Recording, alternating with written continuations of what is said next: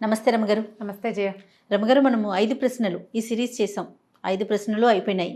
మరి కొత్తది ఏదైనా చెప్తారా? చందమామ కథల్లోంచి ఆహా. పెద్ద కథలు కొన్ని ఉంటాయి కదా చందమామలో. ఇప్పుడు 5 ప్రశ్నలు కూడా అందులోదే కదా. అవును. మాయదారి ముసల్ది ఈ కథ చెప్దాం. ఈ మాయదారి ముసల్ది అనగానే ఎవరో ముసలమ్మ కథ కదా. ఇది యాక్చువల్గా ఏంటంటే బహుశా ఈ మన అరేబియన్ నైట్స్ వాటిలోంచి తీసుకున్న కథ అయ్యి ఉండొచ్చు. ఖలీఫా కథలు అవి కనిపిస్తాయి. ఖలీఫా అనే పేరు వింటాం కదా. ఈ మరి ఎందులో నుంచి తీశారో తెలియదు కానీ నాగభూషణం గారిని ఒక ఆయన రాశారు ఈ కథ. భలే సరదాగా ఉంటుంది, ఇంట్రెస్టింగ్గా ఉంటుంది.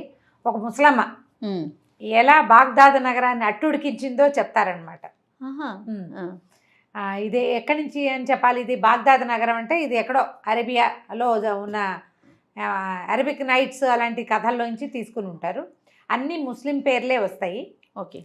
ఆ కథ అట్లాంటిది. మన స్టోరీ అంతా మనలాంటి కథలాగానే ఉంటుంది. వాళ్ళ పద్ధతులు కొంచెం తేడాగా ఉంటాయి, పేర్లు తేడాగా ఉంటాయి, ఆ కాలం నాటి విధానం తేడాగా ఉంటుంది.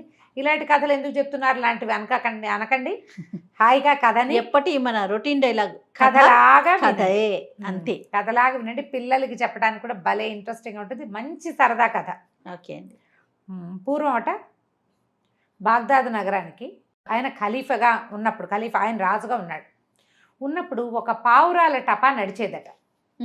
పావురాల టపా అంటే ఈ ఊరి నుంచి ఆ ఊరికి వార్తలు పంపించడానికి పోస్ట్ మ్యాన్లు ఆ పావురాల టపాని ఒక అతను నిర్వహించేవాడు.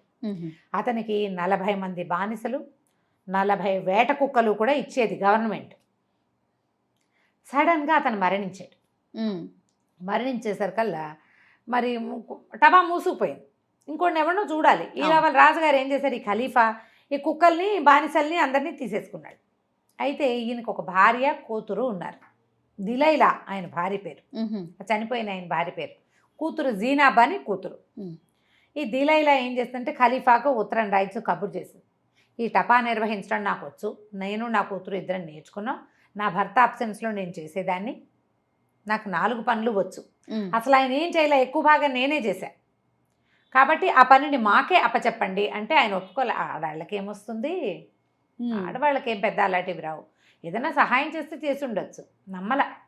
పైగా ఆ కాలంలో ఏంటంటే వాళ్ళు ఇళ్లలోనే ఉండేవాళ్ళు, ఘోష ఒకటి ఉంటుంది. అవునవును. ఈ వ్యవహారాలన్నిటి మీద ఆయన పెద్దగా నమ్మక మొత్తం అన్ని వెనక్కి తీసేసుకుంటే ఒళ్ళు మండిపోయింది. కానీ ఏం చేస్తుంది, ఆ రోజుల్లోనట కొంతమంది దొంగలు ఉండేవాళ్ళు.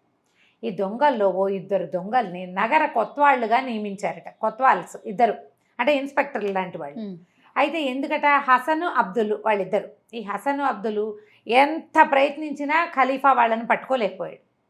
ఇంత చాకచక్యం ఉన్నవాళ్ళు దొంగలుగా కాకుండా కొత్వాళ్ళుగా ఉంటే ఎవరినైనా బురుడి కొట్టిస్తారు వాళ్ళు అని చెప్పి ప్రకటన ఇచ్చి, మిమ్మల్ని నగర కొత్వాళ్ళుగా నియమించుకుంటాను, మీరు దొంగతనాలు మానేసి వచ్చి కొలువులో చేరండి అని చెప్పి ఇళ్ళు వాకిళ్ళు వాళ్ళకి బానిసలు, కుక్కలు, నక్కలు, తర్వాత గుర్రాలు అన్నీ ఏర్పరిచి వాళ్ళిద్దరిని కొత్వాళ్ళుగా నియమించుకున్నాడు. ఈ దిలైలా కొళ్ళు మండింది. దొంగ వెధవల్ని పట్టుకోవాల్సింది పోయి వాళ్ళని రండిరా బాబు అని పిలిచి వాళ్ళకు ఉద్యోగాలు ఇస్తాడా? నాకైనా అంత చేత కాలేదు, నన్నెందుకు తీసుకోవాలా, నన్ను పరిగణించలా, దొంగల్ని పరిగణించి కొత్తవాళ్ళుగా పెట్టుకున్నాడు. వీళ్ళ సంగతి చెప్తాను నేను, వాళ్ళిద్దరికంటే నేను తెలివిగల దాన్ని ప్రూవ్ చేసుకుంటా అని చెప్పింది కూతురికి. సరే, ఒకరోజు పొద్దున్నే బయలుదేరింది. ఇప్పుడు బయలుదేరటం ఎట్లా బయలుదేరింది, సూఫీ సన్యాసులు ఉంటారు, వాళ్ళు ఏంటి మెడ నిండా తావళాలు అవి వేసుకుంటారు, ఏవో ముసుగు వేసుకుంటారు, చిన్నవి ఇలా టిక్ టిక్ మన కొట్టేది ఏదో ఉంటుంది, ఒక సాధనం, మన చిడతలు లాంటిది ఇట్లా పట్టుకుని కొట్టేది పాటలు పాడడానికి, సూఫీ గీతాలు పాడేందుకు. ఆ సన్యాసిని వేషం వేసుకుంది. రోడ్డు మీద ఈ సన్యాసులు నడుస్తూ అల్లాహో అక్బర్ అని అరుస్తారు. వాళ్ళతో పాటు ఆ వేషం వేసుకుని ఇప్పుడు వాళ్ళతో పాటు వెళ్ళొచ్చు, వాళ్ళతో పాటు లేవిడ ఒక్కతే తిరగటం మొదలుపెట్టింది. అట్లా తిరుగుతూ ఉండగా ఏమైంది, ఇప్పుడు ఒక రాజప్రతినిధులు, తర్వాత రాజాధికారులు, వీళ్ళు నగర అధికారులు ఉంటారు కదా, ఆ లైన్లోకి వెళ్ళింది. ఆ లైన్లో ముస్తఫా అని ఒక పెద్ద అధికారి ఇల్లు ఉంది. ఆ ముస్తఫా చాలా పెద్ద అధికారి. ఖాతూన్ అని ఒక అందమైన భార్య ఉందట. ఎంత అందగత్తో ఆవిడ. పిల్లలు లేరు. కానీ ఆ మామూలుగా ముస్లిమ్స్లో 2వ 3వ వివాహాలు చేసుకునేందుకు అనుమతి ఉంటుంది. పిల్లలు లేకపోతే అందరిలోనూ 2వ పెళ్లి చేసుకోవచ్చు. కానీ ఈ ఖాతూన్ బ్యూటీకి ఇదైపోయి ఆయన భార్యను ముద్దుగా చూసుకునేవాడు. 2వ పెళ్లి చేసుకోవాలి. ఈవిడ పాపం అయ్యో నా వల్ల ఈయనకి పిల్లలు లేకుండా పోయారని ఏదో మందులు మింగుతూ ఉండేది. ఆయన కొంచెం బాధగా ఉండేది. తనతో పాటు దివాణానికి తీసుకెళ్ళడానికి కుమారులు లేకపోయారని దిగులుగా ఉండేది. కానీ భార్యా వ్యామోహంతో ఆయన పెళ్లి చేసుకోలేదు, ఇంకో పెళ్లి చేసుకోలేదు. ఆవిడ ఆ మందు ఈ మందు ఆ సన్యాసులు ఈ సన్యాసులు వాళ్ళని పిలిచి ఆశ్రయిస్తూ ఉండేది. అయితే ఏమైంది, ఆ ఖాతూను అప్పుడే ఆ ముస్తఫా గారు గుర్రం ఎక్కి బయటికి వెళ్ళాడు. ఈ అమ్మాయి ఏమో బయట అక్కడ పైన మేడ మీద నిలబడి భర్తకి బాయ్ చెప్తారు. మన సూఫీ సన్యాసి వేషంలో ఉన్న దిలైలా అటు వెళ్తూ చూసి పైకి చూస్తే కొత్త పెళ్లి కూతురలే మెడ నిండా చేతులు నిండా చెవులు నిండా నగలు. చూస్తే అమ్మాయి అందంగా ఉంది, ధగలాడిపోతూ నగలు. ఈ నగలన్నీ కొట్టేకపోతే మన ప్రజ్ఞ ఉంది అనిపించింది దిలైలాకి. సరే ఏం చేసింది, అక్కడక్కడే తిరగడం మొదలుపెట్టింది అల్లాహు అక్బర్ అని. అయితే ఈ పైన నిలబడిన ఖాతూన్కి మామూలుగా ఆ సన్యాసుల్ని వాళ్ళని పిలిస్తే కొంచెం, సన్యాసులైనా మగవాళ్ళని పిలవడానికి కొంచెం బెదురుతారు. ఆడ సన్యాసిని కదా, ఏదైనా పిల్లలు కలగడానికి మాయో మంత్రమో మందో మాకో చెప్తుందేమోనని ఓ పని మనిషిని కేకేసి వసే ఆ సన్యాసిని అమ్మని పిలుచుకురామని పిలుచుకొచ్చేసరికి కల్లా సరే లోపలికి వచ్చింది. ఈవిడేమంది, మరి పిల్లలు లేరు నాకు అనేసరికల్లా ఈవిడ చెప్పింది సన్యాసిని వేషంలో ఉందిగా. దిలైలా ఏమందంటే, నాకు తెలిసిన ఒక సిద్ధపురుషుడు ఒక ఆయన ఉన్నాడు, అసలు ఆయన దగ్గరికి వెళ్ళామంటే పిల్లలే పిల్లలు అనేసరికల్లా నేను ఎట్లా వస్తాను, ఎట్లా రావడానికి ఏముంది, ఇప్పుడు నాతో బయలుదేరిరా, మీ ఆయన వచ్చేసరికి ఇంటికి వెళ్ళిపోదు, గంటకు వచ్చేస్తావు నువ్వు. అసలు ఆడవాళ్ళే ఆశ్రయించాలి పిల్లల కోసం, మగవాళ్ళదేముంది, ఆయన ఇంకో పెళ్ళి చేసుకోవచ్చు, పాప మీ ఆయన ఏదో నీకోసం ఆగాడు అనేసరికల్లా బయటికి వెళ్తాం అనగానే ఈవిడ రోజు మెళ్ళో ఉన్న అలంకారాలు రోజువారీనివి అట్లా కళకళలాడుతూ ఉంటుంది. ఇంకో 4 వస్తువులు దిగేసుకుంది అమ్మడు వేసుకుని ఈవిడ వెనకాల బయలుదేరింది మేలు ముసుకేసుకుని. సరే ఇద్దరు కలిసి నడుచుకుంటూ వెళ్తున్నారు, వెంబడి తీసుకెళ్తుంది అనమాట. మధ్యలో ఒక దుకాణం కనపడింది, సిద్దిక్ మొహసిన్ అని ఒక దుకాణం. వాడు కుర్రాడు, ఆ షాపులో అబ్బాయి కుర్రవాడు, వివాహం కాలే వాడికి. ఈవిడేం చేసింది, అమ్మాయి నువ్వు బయట కూర్చొని ఈ అందగత్తైన ఖాతుని బయట కూర్చోబెట్టి లోపలికి వెళ్ళి నాయన బాగున్నాటో అదో ఏదో అని పలకరించి నేను చాలా పెద్ద రత్నాల వర్తకలో, మరి బయట కూర్చుంది ఆ పిల్ల నా కూతురు, పెళ్లి చేయాలనుకుంటున్నాను, మరి ఇంకా మా పిల్లని కనుక చేసుకుంటివా, ఇట్లాంటి దుకాణాలు 4 పెట్టుకోవచ్చు, మా ఆయన బౌళ్ళందు దాచిపెట్టాడు, ఆయన కాస్త మరణించాడు, పిల్లని ఎవరైనా పెద్దవాడి చేతిలో పెట్టి వాళ్ళ అండనే నా జీవితం గడపాలని భావిస్తున్నాను అనేసరికి సరే. ఆయన బయటకు చూస్తే చక్కగా మెరిసిపోతుంది, పాదాలు చేతులు తెల్లగా కనపడితే కొంచెం ముసుగులోంచి లీలగా కనపడుతుంది, చక్కగా ఆకారం షేప్ కనిపిస్తుంది కదా, మనుషులు బాగున్నారు అని చూసి అబ్బో ఎంతో బాగుంది అనుకుని చేసుకుంటాను అన్నాడు. చేసుకుని మరి నిశ్చార్థం చేస్తావా, చేస్తానన్నాడు. ఎప్పుడు చేస్తావన్నాడు. చేస్తానంది ఈవిడ. ఎప్పుడంటే ఎప్పుడో ఎందుకు రా నాతోటి, ఇప్పుడే నిశ్చార్థం చేస్తాను, ఏముంది పెళ్ళిళ్ళలో అయిపోతాయి వాళ్ళలో, మరి అలా సింపుల్గా అవునో కాదో ఆ కథలో అట్లా ఉంది. సరే ఈయన ఏం చేశాడు, మరి డబ్బు ఇవ్వాలి, పిల్లని పెళ్లి చేసుకోవటం అంటే దాన్ని ఏదో అంటారు, మెహర్ లాంటిది పేరేదో ఉంటుంది, ఓకే, వాళ్ళకి ఇంత సొమ్ము ఇస్తున్నాము అని. ఆ మెహర్ అమ్మాయి కట్నం అనమాట, అమ్మాయికి ఇచ్చే డబ్బు. మరి డబ్బులు సంచి సంకలో పెట్టుకుని బయలుదేరాడు. ఈ ఖాతూన్ని ఈ మొహసిన్ని ఇద్దరిని వెంట పెట్టుకుని ముందుకు నడుచుకుంటూ ముందుకెళ్ళేసరికి హజ్ మొహమ్మద్ అనే ఒకటిది కలంకారీ దుకాణం కనపడింది. ఇక్కడ ఏంటంటే కలంకారీ దుకాణం అంటే బట్టలు అద్దకం వేస్తారు, రంగుల్లో ముంచి ఇవ్వటం, కొన్ని డిజైన్లు వేసి ఇవ్వటం, కలర్స్ మార్చడం, బట్టలకి కలర్స్ మార్చడం కనపడేసరికి మీ ఇద్దరు ఇక్కడే ఉండండి, నాకు పని ఉందని లోపలికి వెళ్ళి ఒక మాట మాట్లాడొస్తాను. లోపలికి వెళ్ళి నాయన మా ఆయన చనిపోయాడు, బయట ఉన్న వాళ్ళిద్దరు మా పిల్లలు, మేము చాలా అర్జెంటుగా ఇల్లు ఖాళీ చేయవలసి వచ్చింది, ఎమర్జెంటుగా ఇల్లు కావాల్సిన పరిస్థితుల్లో ఉన్నాను నేను, మీకు మీ దాంట్లో మీ పరిచయస్తుల్లో ఎక్కడైనా ఒక ఇల్లు ఉందా, ఈ పూట ఇల్లు తీసుకోవాలి, సామాన్లు తెచ్చుకోవాలి, మేము అది ఖాళీ చేయవలసి వచ్చింది, మరమ్మతులు పెట్టుకున్నాం, ఆ పని వాళ్ళు ఏమో వచ్చేసారు అనేసరికల్లా ఇతను ఆ మాట ఈ మాట మాట్లాడి చూస్తే మరి ఈవిడ ముసలిది, ఇద్దరు పిల్లలు కనపడతారు, కుర్రాడు, అమ్మాయి ముసుకేసుకుని పిల్ల ఒకటి కనపడుతోంది, వీళ్ళ పిల్లలే అనుకుంటారు ఆవిడ చెప్పడాన్ని బట్టి.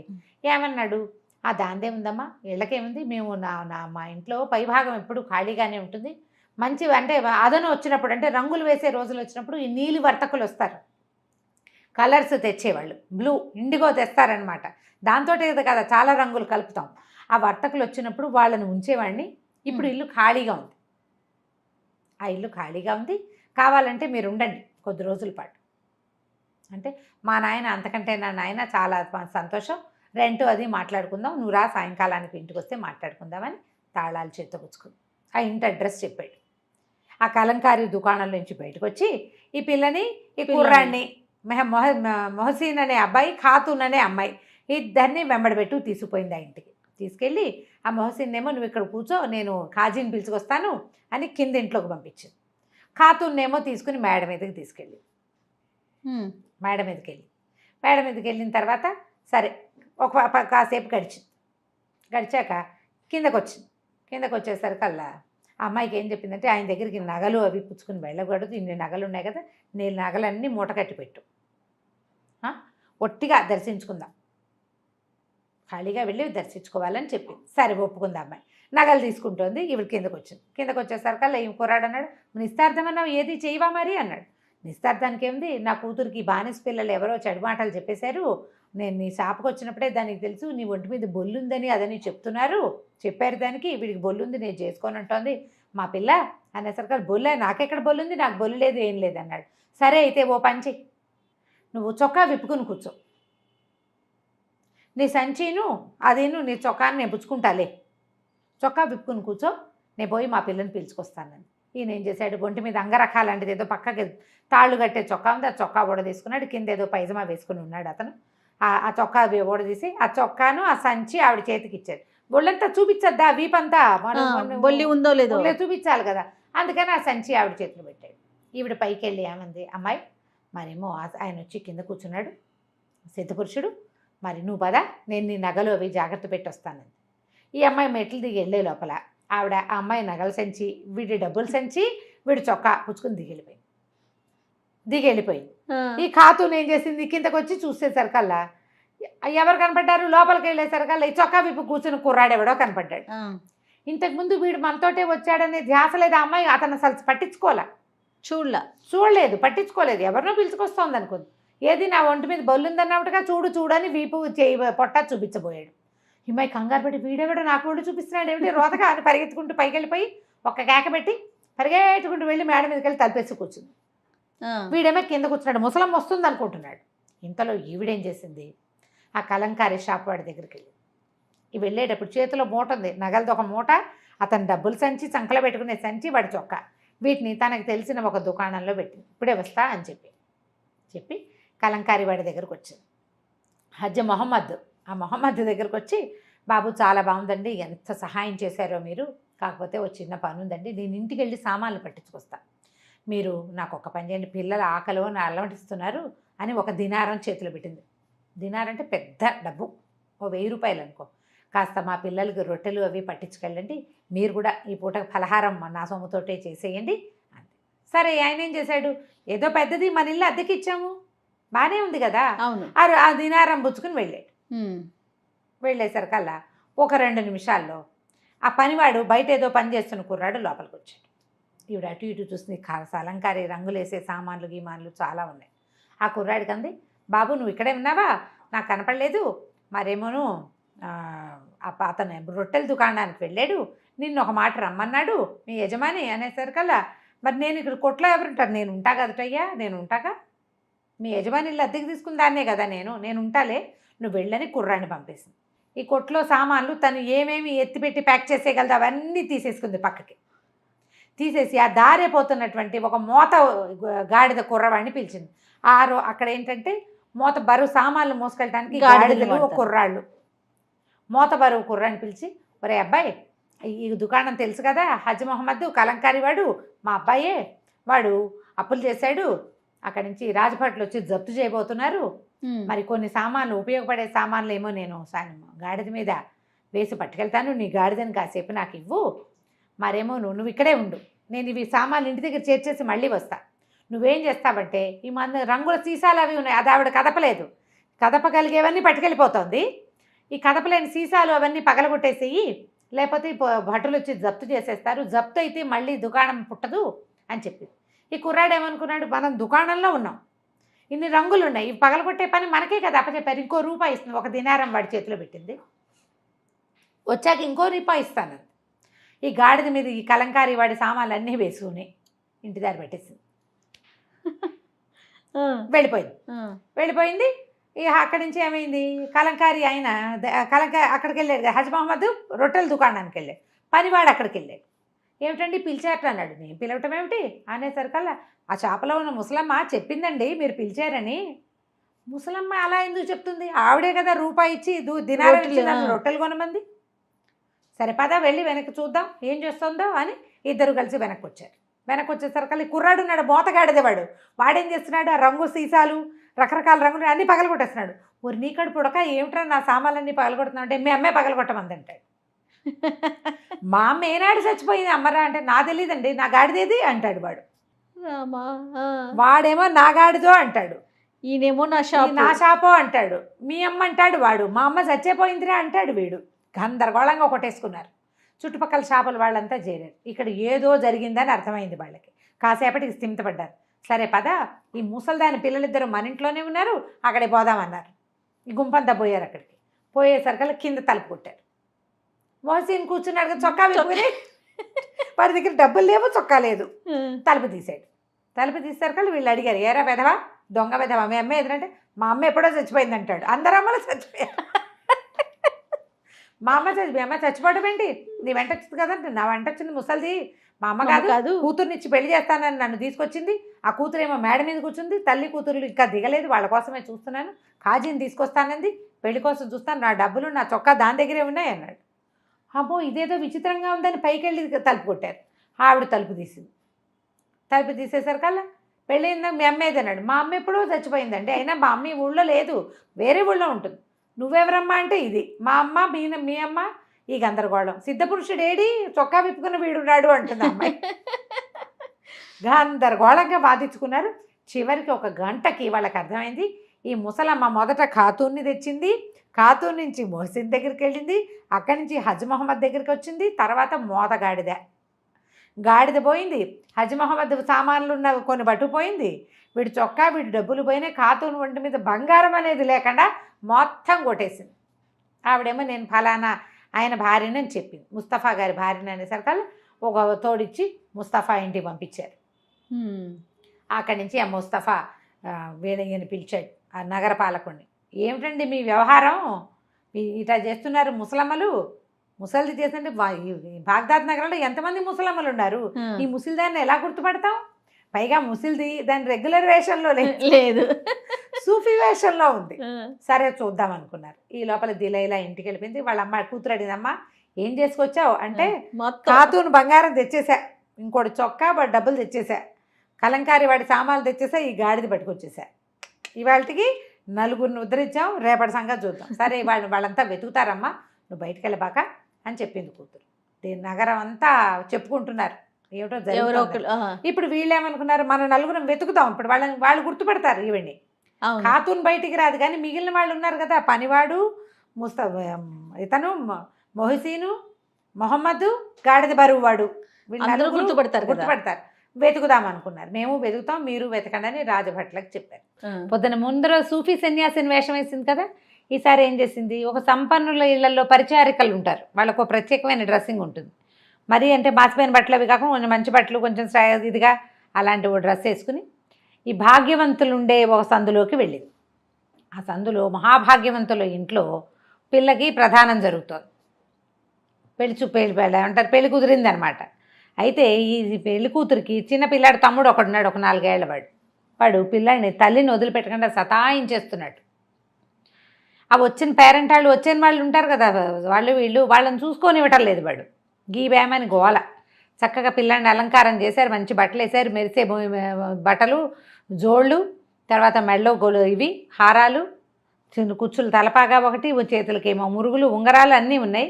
ఓహో నస పిల్లాడు. కొంచెం జనాలను చూసేసరికి 100 మంది పిల్లలు అట్లా క్రాంకీగా ఉంటారు కదా, ఈవిడ ఇటు తిరిగి చూసుకొని ఇవ్వట్లేదని ఆ పెద్ద ఆవిడ ఏం చేసింది, ఆ పెళ్లి కూతురు తల్లి ఈ పిల్లాడిని ఒక దాతికి అప్పచెప్పి పాకెట్లో కూర్చో, వీడిని అక్కడ ఆడిచ్చు, ఈ ప్రోగ్రామ్ అంతా అయ్యాక అప్పుడు తీసుకోవద్దు గారంటే తినడానికి ఏదో ఒక తినబండారని చేతిలో పెట్టి లోపల చుట్టాలను చూసుకుంటుంది ఆవిడ. ఈవిడేం చేసింది, మన దిలైలా అక్కడికి వెళ్ళి చూసింది, దాది పిల్లాడిని పెట్టుకుంది. పిల్లాడి ఒంటి నిండా నగలు మెరిసిపోతున్నాడు, చక్కగా పొతకలే బాగున్నాడు. వీడు నగలు కొట్టకపోతే ఏమిటి మన ప్రజ్ఞ, వీలాగేయాలని ఏం చేసింది, ఒక చెల్లని కానీ ఒకటి తీసి నాణ్యం అక్కడ దాది బయటకు వచ్చిందిగా, ఆ అమ్మాయి చేతిలో పెట్టింది. అమ్మాయి మీ పాత దాది చూడ్డానికి వచ్చింది, సలాములు చెప్పడానికి వచ్చిందని అమ్మగారికి చెప్పి రావాలి అనేసరికల్లా కానీ చేతిలో పడేసరికి దానికి ఉత్సాహం వచ్చింది. దానికేం చెప్తా కానీ అవ్వా ఇదిగో ఈ పిల్లాడు ఉన్నాడే, ఈ చిన్న బాబు, ఈయన కనుక కనపడితే అమ్మగారిని ఇక పని చేసుకొనివ్వడు, లోపలికి వెళ్తే మరి ఏమంటావు అంది. అనేసరికల్లా ఇదేలేంది, దానికేముంది, పిల్లాడిని నేను పట్టుకోను, అసలు వీడు పుట్టిందే నా చేతిలోను, నేను పట్టుకుంటా, నువ్వు వెళ్ళి అమ్మగారికి చెప్పిరాను అనగానే అదేమో ఆ దాసి లోపలికి వెళ్ళింది. ఈవిడ పిల్లాన్ని ముచ్చుకుని ఉడాయించేసింది, తీసుకొచ్చేసింది బయటికి. చకచక పైన తొడిగిన కోటు, అంగరఖ, ఆమె మెళ్ళ ఉన్న నగలు గిగలు అన్నీ ఊడదీసేసింది. వాడికి ఏదో తినుబండారం చేతిలో పెట్టేసరికి వాడు చప్పరిస్తున్నాడు, ఈవిడ పని చేసేసి ఒక పెద్ద నగల వర్తకుడు కొట్టులోకి వెళ్ళింది. ఈ పిల్లాడు ఎవరి పిల్లాడు? నగల వర్తకుల పెద్ద కొడుకు. వాళ్ళొక గ్రూపుకి ఒక మెదవాళ్ళు ఉంటారు కదా, లీడర్ కొడుకు. పిల్లాడు చక్కగా వాళ్ళ నాన్నకి మళ్ళీనే ఉంటాడు. ఆ వెళ్ళిన నగల దుకాణంలో వాడు ఈ పిల్లాడిని గుర్తుపెట్టాడు. వర్తకుల పెద్ద తాలూకు కొడుకు, ఆఖరి వాడు వీడు అని. ఏమిటబ్బా ఇటు వచ్చావు, ఎవరు, ఏమిటి వినమా అని అడిగాడు.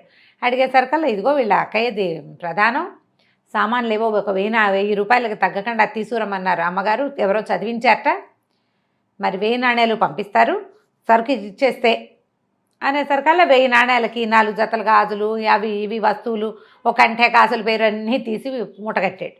పిల్లాడిని కావాలంటే ఉంచుకో, అమ్మగారు డబ్బులు పంపిస్తారంటే, పిల్లాడు ఎందుకమ్మా, నాకు అక్కర్లేదు తీసుకెళ్ళమన్నాడు. నాకు వద్దునైనా, మోసుకెళ్ళొద్దు, చచ్చే పోసుకొచ్చాను పిల్లాడిని, మళ్ళీ మోసుకెళ్ళాలి, ఇక్కడే ఉంచు, వాళ్ళే బండి పంపించి పిల్లాడిని తీసుకెళ్తారు అని నగలు పుచ్చుకెళ్ళిపోయింది. 1000 రూపాయలవి. 1000 ఇవ్వాల, 1000 అమ్మగారు పంపిస్తుంది. అదే కదా, ఎవరో చుట్టాలు 1000 వరహాలకి నగలు తెప్పించుకుని చదివించుకోమన్నారు పిల్లకి. అలా కథ చెప్పింది. అయిందా, ఇంతలో అక్కడ పెద్ద రగడైపోయింది. పిల్లడిది దాసి అంటుంది, నేను బయటకు వచ్చినప్పుడు కనపడింది ముసల్ది, మరి పని మనిషిలాగానే ఉంది వేషం, అమ్మగారికి సలాములు చెప్తానంది. ఒక్క నిమిషం నేను ఇట్లా లోపలికి వచ్చేసరికి చిన్నబాబు లేడు, ముసలిది లేదు. ఇక లబో దిబో ఊరంతా వెతికేస్తున్నారు. ఇంతలో ఏమైంది, ఎంతసేపటికి ఎవరూ రావట్లేదు, మధ్యాహ్నం భోజనాలు వేళ అయిపోతుంది అని చెప్పి ఈయన డబ్బుల కోసం పిల్లాడి చేయించుకుని వాకిట్లోకి వచ్చి నుంచున్నాడు. ఈ బళ్ళ మీద హడావిడిగా తిరుగుతున్నాడు. అదిగదిగదిగో చిన్నబాబు అన్నారు. వీడి దగ్గర దొంగ పెదవా, మా పిల్లాడిని ఎత్తుకొస్తావా, వీడి ఒంటి మీద నగలేవి బట్టలేవి అని అడిగాడు. నా 1000 రూపాయల నగల మాట ఏమిటండి అన్నాడు వర్తకుడు. ఒకళ్ళ మొహాలు ఒకళ్ళు చూసుకున్నారు. ఏం చెయ్యాలి? అక్కడి నుంచి వీళ్ళు పోయి ఆయన దగ్గరికి వెళ్ళారు. ఖాలిద్, ఆ నగర ఏమంటారు, మన మెయింటెనెన్స్ చేస్తారు కదా, ఆయన నగర పాలకుడు. ఆయన దగ్గరికి వెళ్ళి, ఏమిటి మీ నిర్వాహకం, మీ కింద చూడండి ఇట్లా గోల అయిపోతుంది, ముసలాళ్ళు ఇట్లా చేసేస్తున్నారు, డామ్ డూమ్ అన్నారు. సరే అందరూ వెతుక్కుంటున్నారు. వీళ్ళు వెతకడం మొదలుపెట్టారు. ఆ ముసలిది ఎక్కడ కనపడినా సరే దాని అంతు చూస్తానన్నాడు నగల వ్యాపారి. ముసలిది కనపడుతుంది, అది ఒక వేషంలో ఉంటే కనిపిస్తుంది వీళ్ళకి. ఇంతలో ఏమైంది, గాడిద కుర్రాడు అటు ఇటు తిరుగుతున్నాడు, ఒక చోట కనపడింది. వేషం మార్చినా గుర్తుపట్టేశాడు. వెళ్ళి పట్టుకున్నాడు. దొంగ మొహమా, నా గాడిదేది అన్నాడు. అయ్యో గాడిదకి ఏమిట్రా, ఎందుకురా అబ్బాయి అంత కంగారు పడతావు, మంగలి మసూద్ లేడు, మసూద్ దగ్గర పెట్టా నీ గాడిదని, నీకు ఇప్పిస్తాను రమ్మంది. వాళ్ళేమనుకున్నారు, ముందు వాళ్ళు ఆ మసూద్ దగ్గర కలుద్దామని అనుకున్నారు. ఒకసారి అంటే మనం కలవడానికి ఒక ప్లేస్ పెట్టుకున్నారు అనమాట. వాళ్ళు వెతుక్కోవడానికి వాళ్ళు వెతుకుతున్నారు, వాళ్ళ దారిని వాళ్ళు ఇక్కడికి వచ్చి కలుద్దాం అనుకున్నారు. సరే ఏమైంది, మసూద్ దగ్గరికి తీసుకెళ్ళి పిల్లాన్ని బయట కూర్చోబెట్టి లోపల మసూద్ దగ్గరికి వెళ్ళి, బాబు ఎంత కష్టం వచ్చిందోరా నాయన నాకు అని. ఏమిటి పిన్నమా నీకేం కష్టం వచ్చిందంటే, బయటకు వచ్చినాడే మా పిల్లాడు, వాడికి పిచ్చెక్కిపోయిందిరా నాయన, ఆ గాడిద అంటాడు ఎంతసేపును, ఆ గాడిద చచ్చిపోయింది, వాడికి ఇష్టమైంది, ఆ చచ్చిపోయిన గాడిద కోసం నా గాడిదు అని ఏడుస్తాడురా ఎంతసేపు అనేసరికి దాందేముంది, శుభ్రంగా బుర్ర నున్నగా గురిగి 3 నిమ్మకాయలు మర్దం చేసామంటే పిచ్చికిచ్చి వదిలిపోతుంది అనగానే వాడు ఒప్పుకోడురా అంది. ఒప్పుకోవడానికి నేను చూస్తాగా పినమా నీకెందుకు అంటే, అలాగే నాయన అని ఒక దినారం చేతిలో పెట్టింది. వాళ్ళు ఏం చేశారు, బాబు లోపల రాని పిలిచారు. నా గాడిదేది అన్నాడు. ముందులే నీ గాడిదే అని చెప్పి అక్కడ 3-4 పని వాళ్ళు ఉన్నారు, మంగళ్ళు అందరూ మర్దం చేసేవాళ్ళు. వాడి కుర్రాడి పెడరెక్కలు విరిచి పట్టుకున్నారు, కాళ్ళు చేతులు కట్టేశారు, కుర్చీకేసి దొడ్లో తీసుకుపోయారు, వాడి గుండు గీశారు, నున్నగా మర్దం చేశారు. వాడు లబోదిబో, వీళ్ళు ఆగలేదు. ఈ లోపల ఈవిడేం చేస్తుంది, వీళ్ళంతా దొడ్లోకి వెళ్ళారు కదా, ఆ దుకాణంలో ఉన్న కత్తులు, కత్తెరలు, సానలు అన్నీ ఓ సంచులు వేసుకుని మొత్తం పట్టుకెళ్ళిపోయింది. లోపలికి వచ్చి చూశారు. సరే వాడు మర్దన అయింది, మర్దన అయ్యాక పినమా పని పూర్తయిందని చెబుదామని వచ్చాడు. చెప్తే ముసలిది లేదు, సామాన్లు లేవు. అర్థమైంది. ఏరా దొంగ పినిగా మీ అమ్మేదిరా అని అడిగాడు. మా అమ్మ ఏనాడో చచ్చిపోయింది అంటాడు గాడిద కుర్రాడు. అనేసరికి గుండు చదువుకుంటాడు వాడు, హాయిగా ఉంది, ఖర్చు లేకుండా గుండె వచ్చేసింది. ఇంతలో ఏమైంది, వాళ్ళిద్దరూ వచ్చారు. వ్యాపారస్తుల పెద్ద ఇక్కడ కలుసుకుందాం అనుకున్నారు. ఊరంతా తిరిగారు. ఈ ముసల్దాన్ని ఈ రూపంలో ఉన్న ముసలమ్మ కోసం. అందరూ చేసేసరికి వాళ్ళకి అర్థమైంది, అమ్మ మళ్ళీ దొరికాను రా అని అర్థమైంది. సరే అందరూ కలిసి మళ్ళీ వెతకడానికి బయలుదేరేసరికల్లా వీళ్ళకి మళ్ళీ దిలైలా కనపడింది. అందరూ కలిసి మీద పడి పట్టేసుకుని ఖాళీద్ దగ్గరికి తీసుకెళ్ళారు, నగరపాలకుడి దగ్గరికి తీసుకెళ్ళి. ఏమైంది, వీళ్ళంతా మగవాళ్ళు. ఎంతమంది వచ్చారు మరి? మొదట వచ్చిన మొహిద్దీను ఎవరో కుర్రాడు పెళ్లి చేసుకుంటానన్నవాడు, కలంకారీ దుకాణం వాడు, గాడిద కుర్రాడు, వాడి గుండు కొట్టించింది. అక్కడి నుంచి వ్యాపారస్తుల పెద్ద మంగలి మసూదు, ఇంతమంది అయ్యారు. వీళ్ళంతా మగవాళ్ళు, ఆవిడొక్కతే ఆడది కదా. వీళ్ళు ఏం చేశారు, అక్కడ ఆడవాళ్ళని ఉండేటువంటి జనానా ఒకటి ఉంది, అక్కడ ఉంటుంది వాళ్ళ ఇళ్లలో. ఈ జనానాలోకి ఆవిడని పంపించి వీళ్ళు బయట కూర్చున్నారు. ఏ గదిలోకి అయితే ఇది జనానా అని పంపించారు, ఈ మన దిలైలా అక్కడ ఆగల, నడుచుకుంటూ గదులన్నీ తిరిగి చివరికి ఎక్కడికి వెళ్ళింది, ఆ ఖాలిద్ గారి భార్య ఏదో పని చేసుకుంటుంటే అక్కడికి వెళ్ళింది, మేడ మీదకి. జనాలు చూసుకోలేదు, ఇప్పుడు కొంచెం వేషం బాగుంది, నీకు కాన్ఫిడెంట్గా లోపలికి వెళ్ళిపోతున్నారు అనుకో, పట్టించుకోరు ఎవరు. మనం అటు ఇటు చూసినా ఎవరంటారు, మన దారిని మనం టక్కడగా వెళ్ళిపోతే ఎవరు మనకేసి చూస్తారు. ఇప్పుడు అంతే కాన్ఫిడెంట్గా ఖాలిద్ గారి భార్య దగ్గరికి వెళ్ళిపోయింది. ఆయన ఏదో పనిలో ఉన్నాడు, ఎక్కడికో వెళ్ళాడు, బహుశా ఆయన లేడు. ఇక దగ్గరికి వెళ్ళేసరికల్లా మరి సలాం చెప్పింది, మీ ఆయన గారు బానిసల్ని కొనుగోలు చేశారు, 1200కి మా బానిసల్ని మీ వారికి అమ్మాను అన్నది. అనేసరికల్లా బానిసలా, మా ఆయన చెప్పలేదే నాకేమీ అంది. కావాలంటే చూడండి అని మేడ మీద నుంచి కిందకి చూపించింది.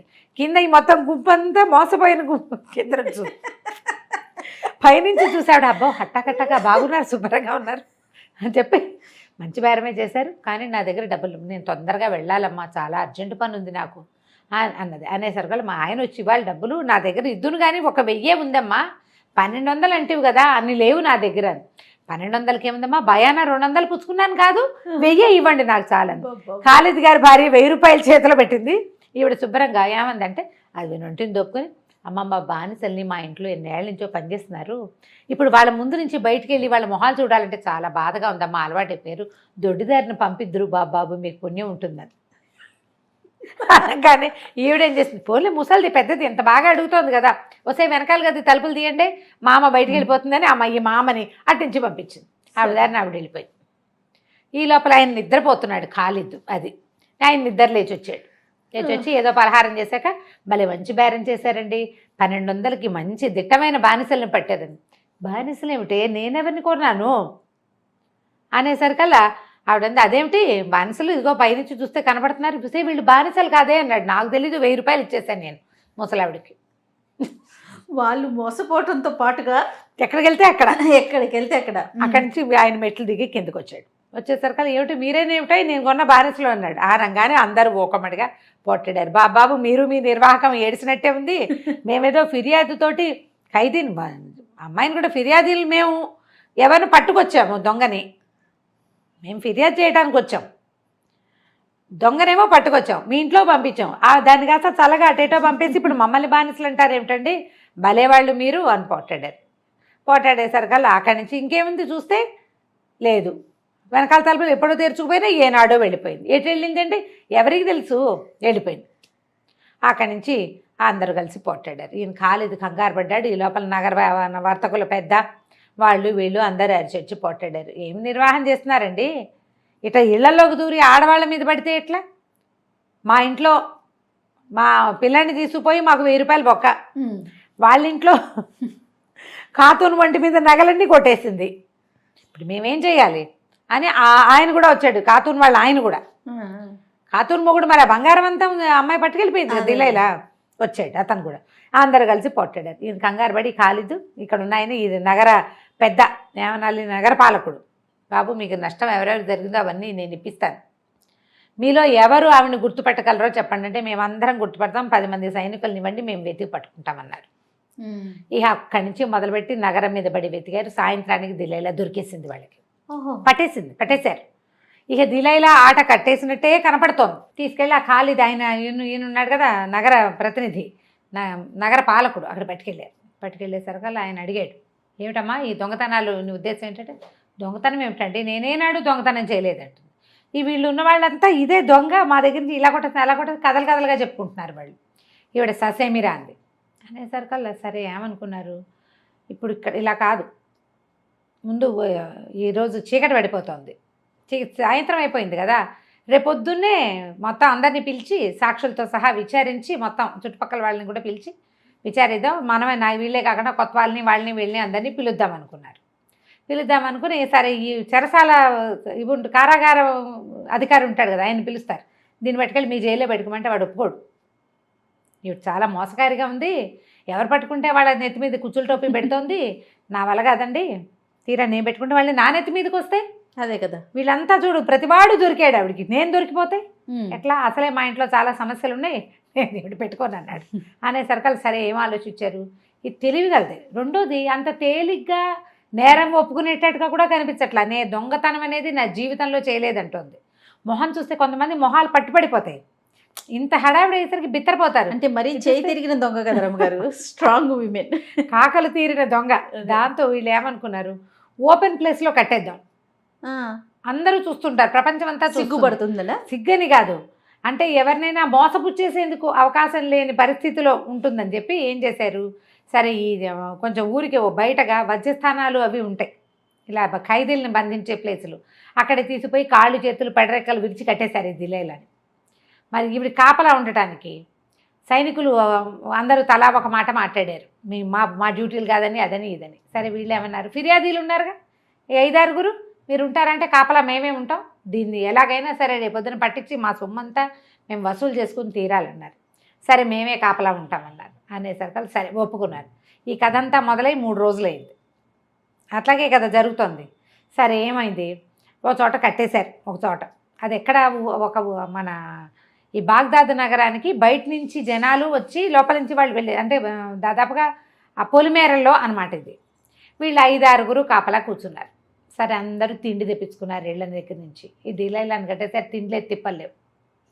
మరి అందరూ తిన్నారు, తెగ తిట్టిపోసారు వంతుల వారీగా, నువ్వు అలా చేసావు, ఇలాంటి చేసావు, నువ్వు ఇలాంటి దానివి, నువ్వు నరకంలో పడిపోతావు, అలా నిన్ను శిక్షిస్తాడు, ఇట్లా నానా తిట్లు తిట్టారు. నోళ్ళు నొప్పి పుట్టాక భోజనాలు చేశారు. భోజనం చేశాక 3 రోజుల నుంచి నిద్రలు లేవు కదా, పైగా ఒక హైరానా, ఒక టెన్షను. సడన్గా అమ్మాయి దొరికేసరికి అది రిలీవ్ అయిపోయింది, తిట్టేసరికి ఉన్న ఖర్చంతా తీరిపోయింది, తినేసరికి నిద్ర వచ్చింది, అందరూ పడుకున్నారు. ఈ దిలైలా మాత్రం నిద్ర పట్ల, తప్పించుకోవాలి ఎలాగా. ఇంతలో ఏమైంది, అది పొలిమేర కదా, 2 వ్యక్తులు కలుసుకున్నారు ఆ పొలిమేరల్లో.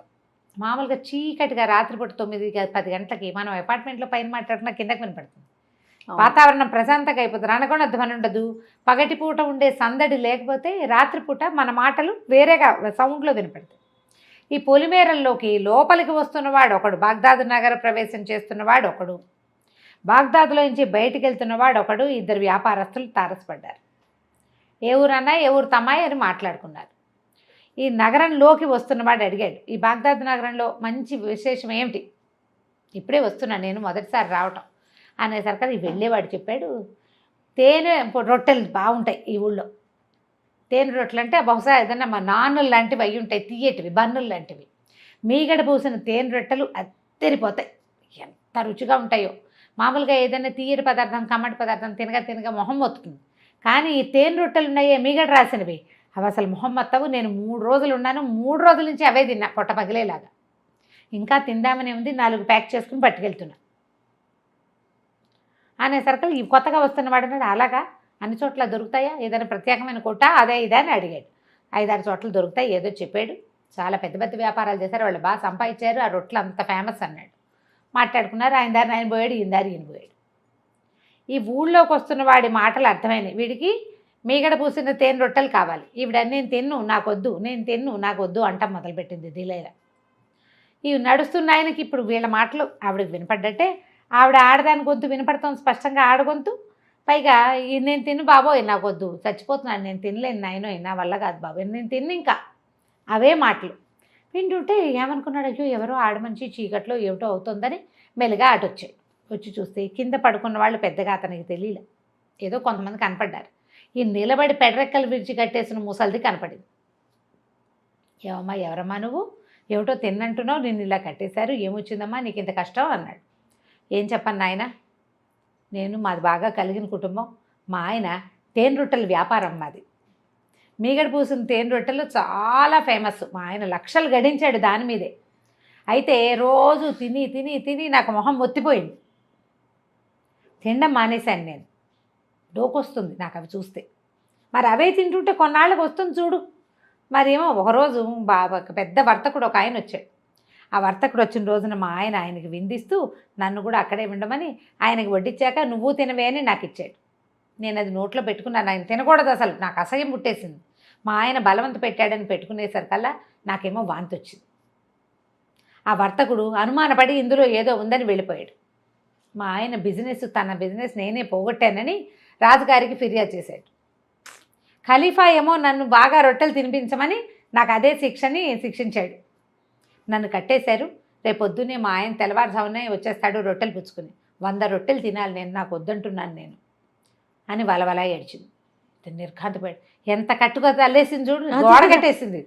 ఆయన అన్నాడు, అదేమిటమ్మా తేనె రొట్టెలు చాలా బాగుంటాయిట, అసలు మీగడి కూర్చుని తేనె రొట్టెలు తలుచుకుంటేనే నోరు ఊడిపోతుంది నాకు, అంత తినలేకపోయావు అన్నాడు. రోజు తింటే మొహం ఒత్తుతుందిరా నాయన ఎవరికైనాను అని చెప్పేసరికి అయ్యో నేను వెళ్ళి అవే తిందామనుకుంటున్నానంటే దానికేం భాగ్యం నాయన, ఓ పని చేయి, నన్ను నోడ తీసేయి, నా ప్రాంతంలో నువ్వు కట్టు ఉంచుకో, పెట్టేస్తాను, నేను కట్టలు కట్టేస్తాను. నాలాగా ముసుగేసి కూర్చున్నామంటే నేనే అనుకుంటారు రొట్టెలు పెట్టేస్తారు, హాయిగా తిని రూపాయి ఖర్చు లేకుండా పరదేశివి, నీకు మాత్రం డబ్బులు ఎక్కడి నుంచి వస్తాయి, పాపం చూస్తే బీదవాడిలాగా ఉన్నావు అన్నది. అనగానే ఫ్రీగా రాబోయే 100 తేనె రొట్టెల కోసం వాడు ఈవిడిని ఓడదీసి తను కట్టేసుకుని ఆవిడతో కట్టించుకుని నెత్తి మీద ముసుగేసుకుని నుంచుని ఉన్నాడు. ఈవిడేం చేసింది, ఆ పరదేశి వేసుకొచ్చిన గుర్రాన్ని ఇంటికి వెళ్ళిపోయింది. కూతురు అడిగింది, ఏమిటమ్మా వచ్చేసావు అని. తప్పించుకొచ్చేసా, రేపు పొద్దున్న చూద్దాం, ప్రస్తుతానికి విశ్రాంతి తీసుకుందాం, ఈ గుర్రాన్ని కట్టేయించండి. గుర్రాన్ని వెనకాల కట్టేశారు, పడుకుని నిద్రపోయింది హాయిగా. తెల్లారంగానే భటులు వస్తారు. వీళ్ళంతా పడుకున్నారుగా, ఈ 5-6 వర్తకులు అందరు లేచి కూర్చుని నీ మొహమండ నిమ్మగడ కాలని వీళ్ళు తిట్టడం మొదలుపెట్టారు. యథాశక్తి తిడుతున్నారు కచ్చ తీర్చుకునేందుకు. ఇవన్నీ సరే, రొట్టెలు ఎప్పుడు వస్తాయి అని అడిగాడు ఆ కట్టేస్తున్న పరదేశి. అడిగేసరికి వీళ్ళు తెల్లబోయారు. ఇదేమిటో ఆడగొంతు బదులు మొగ్గు కనిపిస్తోందని ముసుగు తీసి చూస్తే ఏముంది, వీడెవడం లబో దిబో. మళ్ళీ నువ్వెందుకు వచ్చావంటే తేనె రొట్టెలు మీగడ పూసిన రొట్టెల కోసం నేను కట్టేసుకుని ఉంచుకున్నాను, ఆ రొట్టెలు పెట్టండి తింటానంటాడు. ఓ నీ మొహమ్మండ దొట్టి దొంగరా, నేను ఇరికిచ్చిపోయింది అని ఆ కట్లు ఓడదీశారు. అక్కడి నుంచి మళ్ళీ అక్కడికి వెళ్ళారు నగరపాలకుడు. మీరు దగ్గరే ఉండి పోగొట్టారు ఏమిటంటే అట్లా కళ్ళలో కారం కొట్టేస్తుంది. సరే ఇంకా లాభం లేదు, ఈవిని పట్టుకోవటం మన వల్ల కాదు, ఏం చేయాలి? ఇక ఖలీఫాకి చెప్పడం తప్పల. ఆయనకి చెప్పేసరికి ఆయన చాలా కోపం వచ్చింది. ఆయనకి ఏమిటో ఒక ఆడదాన్ని పట్టుకోలేకపోతున్నారు, ఇంతమంది నిర్వాహంగా చేస్తున్నారు కదా, అదే ఈవిని పట్టుకోవటానికి. మనకి నగర కొత్త వాళ్ళు ఉన్నారు కదా, నీకప్ప చెప్తా అని ముందు వీళ్ళందరినీ అడిగాడు. వీళ్ళు మా వల్ల కాదన్నారు. ఎందుకంటే ఎవరు ఆమెను పట్టుకోవడానికి ట్రై చేస్తున్నారో వాళ్ళకి తిరుక్షవరం జరిగిపోతుంది, ఫెయిల్ అయిపోతారు. క్షవరం ఏదో ఒకటి అంటించేస్తోంది వాళ్ళకి, ఎవరింట్లోకి వెళ్తే వాళ్ళ ఇంట్లోకి. కాబట్టి మేము పెట్టుకోము. మరి మీ దగ్గర కొత్త వాళ్ళుగా నియమించారు కదండి, హసన్ అబ్దుల్ వాళ్ళిద్దరిని. మరి వాళ్ళని నియమించింది ఎందుకు? వాళ్ళేదో ఘనులని కదా, వాళ్ళల్లో ఒకరిని అప్పచెప్పండి. అబ్దుల్లా ఒకడు, హసన్ ఒకడు అనేసరికల్లా ఖలీఫా ఆలోచించి అబ్దుల్లాని పిలిచి ఏమో అబ్దుల్లా, మరి ఇలా ఒక ముసలావిడ ఎవరో ఇట్లా చేస్తోందిట, నువ్వు ఆమెను పట్టుకోవాలి అంటే, ఓ అదెంత పని చిటుకలో చేస్తానన్నాడు. ఓ 40 మంది సైనికులు తీసుకో, నగరం అంతా గాలించి ఆ ముసలిదాన్ని పట్టుకోవాలి. ఓకే. అయితే ఈ అబ్దుల్లాకి ఇచ్చిన గుంపులో జమేదార్ ఒకడు ఉంటాడు, ఈ సైనికుల్ని నడిపించేవాడు, గూని ఆలీ వాడి పేరు. ఆ ఆలీ ఏమన్నాడు, బాబు మనం ఈ వ్యవహారంలో హసన్ గారి సలహా కూడా తీసుకుందామండి, ఆయన సహాయం తీసుకుంటే బాగా పట్టేయగలుగుతాం మనం, ఈ ముసల్దాని సంగతి వింటుంటే అంత సులువు కాదనిపిస్తోందండి అనేసరికల్లా ఈయన గయ్యమని తెత్తు లేచాడు. అబ్దుల్లా, భూని వెధవా, బోర్డు సలహాలు చెప్తావా, హసన్ గారికి గొప్ప ఏంటి, మా తక్కువేంటి, వాడు దొంగే నేను దొంగనే, నేను మనం పట్టుకోలేమా, మనకు ఎవ్వడి సహాయమో అక్కర్లేదన్నాడు. హసన్ వినేలాగానే అన్నాడు. సరే ఊరుకున్నాడు. హసన్ ఏమనుకుంటే సరే వీడికి చేత కాకపోతే మన దగ్గరికే వస్తుంది. ఈ అబ్దుల్లా ఏం చేశాడు, ఈ 40 మంది సైనికుల్ని ఓ చోట కూడేసి, ఓ 10 మంది అట్టెళ్ళండి, 10 మంది ఇట్టెళ్ళండి, 10 మంది అట్టెళ్ళండి అని చెప్పాడు. అందరూ కలిసి మనం ఒక చోట కలుసుకుందాం. అది ఎక్కడ, ఒక సరాయ్ అంటే ఒక చిన్న హోటల్ లాంటిది అనమాట, ఒక బహుశా ఫంక్షన్ హాల్ అయ్యి ఉంటుంది. సరాయ్ దగ్గర కలుసుకుందాం, మీరు అన్ని పక్కల గాలించి అక్కడికి రండి అని చెప్పాడు. సరే ఈ హసన్ గారు, ఈ అబ్దుల్లా గారు ఈ జనాల్ని ఈవిడ్ని వెతుకుతున్నాడు అనే సంగతి ఊళ్ళో ప్రచారం అయిపోయింది. అక్కడి నుంచి జీనాబో దిలైలా ఇద్దరు మాట్లాడుకున్నారు, తల్లి కూతురు. దిలైలా అంది, వీడు ఖలీఫా దాకా వెళ్ళిందంటే వ్యవహారం మెల్లిగా మన దగ్గరకు వస్తుంది. కాకపోతే ఒకటి ఉంది, అబ్దుల్లాకి అంత సీన్ లేదు, వాడు నన్ను పట్టుకోలేడు. హసన్ అయితే ఖచ్చితంగా పట్టుకుంటాడు. హసన్ తెలివైన వాడు, హసన్ పట్టుకోగలడు, అబ్దుల్లా పట్టుకోలేడు. వాడికి అసలు నువ్వే చాలంది తల్లి అనేసరికల్ కూతురంది. అయితే అమ్మ నేను కూడా కాస్త ఏడిపించి రానా వాళ్ళని అంది. ఓహో తల్లి సరే నీ ఇష్టం, జాగ్రత్తగా వెళ్ళిరమ్మని. ఈ జీనాబ్ ఏం చేసింది, చక్కగా అలంకరించుకుని, చాలా అందమైన అమ్మాయి, చక్కగా అలంకారం చేసుకుంది. ఏ సరాయి దగ్గర వీళ్ళందరూ కలుసుకుందాం అనుకున్నారో అక్కడికి వెళ్ళింది. హజ్ మహమ్మద్ అనేవాడు దాన్ని నడుపుతాడు. అక్కడికి వెళ్ళి ఆయనకి ఏం చెప్పిందంటే, ఒక ఆప్తమిత్రులు కొంతమంది కుటుంబాలు వస్తున్నారండి, వాళ్ళు సెపరేట్గా గడపటానికి, మిగిలిన జనాలతోటి కలవకుండా ఉండడానికి ఒక పెద్ద హాల్, ఒక సావిడి మొత్తం మాకు ఇప్పించండి అని అడిగింది. సరే ఒప్పుకున్నాడు. ఒప్పుకుంటే సరే మీకు రెంట్ విడిగా ఇస్తానంటే, ఈవిడ సౌందర్యానికి దాసుడైపోయి అబ్బాయి అంతేం అక్కర్లేదండి, మాది ఇక్కడ అంటే అది బహుశా మోటల్ లాంటిది, హోటలే బహుశా, ఎక్కువగా సారాయి అంగడి అనమాట, అది బారు సరిగ్గా చెప్పాలంటే. ఏమన్నాడు, మా దగ్గర ఉన్న సారా అంతా ఖర్చు పెడితే చాలు, సారా ఖర్చు పెడితే చాలు, దీనికి రెంట్ ఇవ్వక్కర్లా. డబ్బో సారాకేమైంది, మా వాళ్ళు అన్నీ చిలుకుండలే తెగ తాగేస్తారు, ఎన్ని పోసినా నిలవ అనమాట వాళ్ళ దగ్గర, అందరూ తాగేస్తారు, దాని డబ్బు వరకు మీకు ముట్ట చెప్తాను అని చెప్పి ఏం చేసింది, ఇంటి నుంచి పరుపులు, దుప్పట్లు, కంబళ్ళు, సోఫాలు అన్నీ తెప్పించుకుంది. తెప్పించి ఈ సావిడంతా చక్కగా లోపల హాలంతా నీట్గా సర్ది పెట్టింది. సర్దేసి ఆ చరాయి బయట నుంచునేసరికల్లా ఏమైంది, ముందు ఒక 10 మంది పటాలం వచ్చారు. వాళ్ళలో మొట్టమొదట ఆ గూని అలీ అని చెప్పాక జమేదార్ ఉండేసరికల్లా, మీరైనా అబ్దుల్లా అంది. ఇది నవ్వాడు, నేను అబ్దుల్లాని గాను, నా పేరు అలీ అంటారు అనేసరికల్లా, అలాగా నేను మీ అందరికీ స్వాగతం చెప్పడానికి ఇక్కడ నుంచున్నాను, మరి మీరంతా లోపలికి రండి, నా ఆతిథ్యం స్వీకరించండి అని పిలిచేసరికల్లా, ఇంత చక్కగా ముచ్చటగా ఉన్న అమ్మాయి ఆతిథ్యం ఇస్తానంటే ఫ్రీగా మందు పోయిస్తారు. అందరూ లోపలికి వచ్చారు. లోపలికి వస్తే చక్కగా పరుపులు బాలీసులు ఉన్నాయి, చల్లగా ఉంది, లోపల హాయిగా ఉంది. పొద్దునంతా గుర్రపు స్వారీ చేసిన వాడికి లోపలికి వస్తే హాయిగానే ఉంటుంది. రకరకాల తినుబండారాలు ఉన్నాయి, సారా పీపాలు కనపడుతున్నాయి, అవి ఇవి తిన్నారు. సో ఈ అమ్మాయి ఏం చేసింది, సారా పీపాలో భంగు కలిపేసింది, తాగేసి 10-15 నిమిషాల్లో ఎవరి దారిని వాళ్ళు పడుకున్నారు. 10 మందిని ఆ వెనకాలన్న పెరట్లోకి లాగేసేసింది. కట్టెల మోపులు పేర్చినట్టు ఒకళ్ళ మీద ఒకళ్ళు పేర్చేసింది. ఒళ్ళు తెలియదు భంగు తాగితే. అక్కడ పెట్టేసేసి సరే మళ్ళీ వెళ్ళి బయట నుంచి అంతా సర్దేసి 10 నిమిషాలు ఎంతసేపు వెళ్ళి బయట ఉంచింది. ఇంకో పావు గంట 20 నిమిషాలు గడిచేసరికి రెండో పటాలం వచ్చింది. రెండో పటాలానికి లోపల ఆతిథ్యం ఇచ్చింది, తీసుకెళ్ళి దొడ్లో పడుకోబెట్టేసింది. అక్కడికి హోటల్ వాళ్ళు లోపలికి రారు, ఎందుకంటే ఇది సెపరేట్ హాల్ వీళ్ళకి ఇచ్చేసారు. అడిగింది కదా ముందే సెపరేట్గా కావాలందుకే దాని పెరడు కూడా దాని కింద ఉంది, ఎవ్వరు రారు అక్కడికి. ఈ గుంపందరిని ఒక్కళ్ళని ఈడ్చుకెళ్ళటం, దొడ్ల బారేయటం. రెండో 10, మూడో 10 కూడా వెళ్ళిపోయినాయి. 4వ 10తో ఈయన వచ్చాడు. మా నలుగురు 4 10 వచ్చేసరికి ఇతను వచ్చాడనమాట. ఇంకో పక్క నుంచి అడిగాడు, అమ్మా మా సైనికులు వచ్చారంటే, వచ్చారండి, అంతా ఇక్కడే ఉన్నారు, మరేమో మిమ్మల్ని మీకు అంతా వీళ్ళు డ్రెస్ తీసుకుంటున్నారు, మీకు కూడా కాస్త ఆతిథ్యం ఇద్దామని నేను చూస్తున్నాను, అలీ గారు కూడా వచ్చారు అని లోపలికి పిలుచుకెళ్ళాక అమ్మాయి మీది ఏ ఊరు ఏంటి అని అడిగాడు. ఏదో చెప్పాక ఆయన కూడా తాగబోసేసింది. దగ్గరకు వచ్చి శుభ్రంగా తాగేయంగానే ముందు ఆయన మెడలో ఉన్న నగలు, మెడకి చేతులకి ఉండేవన్నీ ఊడదీసింది. ఒక లంగోటి లోపల భాగాల్లో ఉండేటువంటి బట్టలు తప్ప పైన ఉండేటువంటి కవచాలు అవి ఉంటాయి కదా, మొత్తం ఊడదీసేసింది. తీసుకెళ్ళి దొడ్లో పడుకోబెట్టేసింది.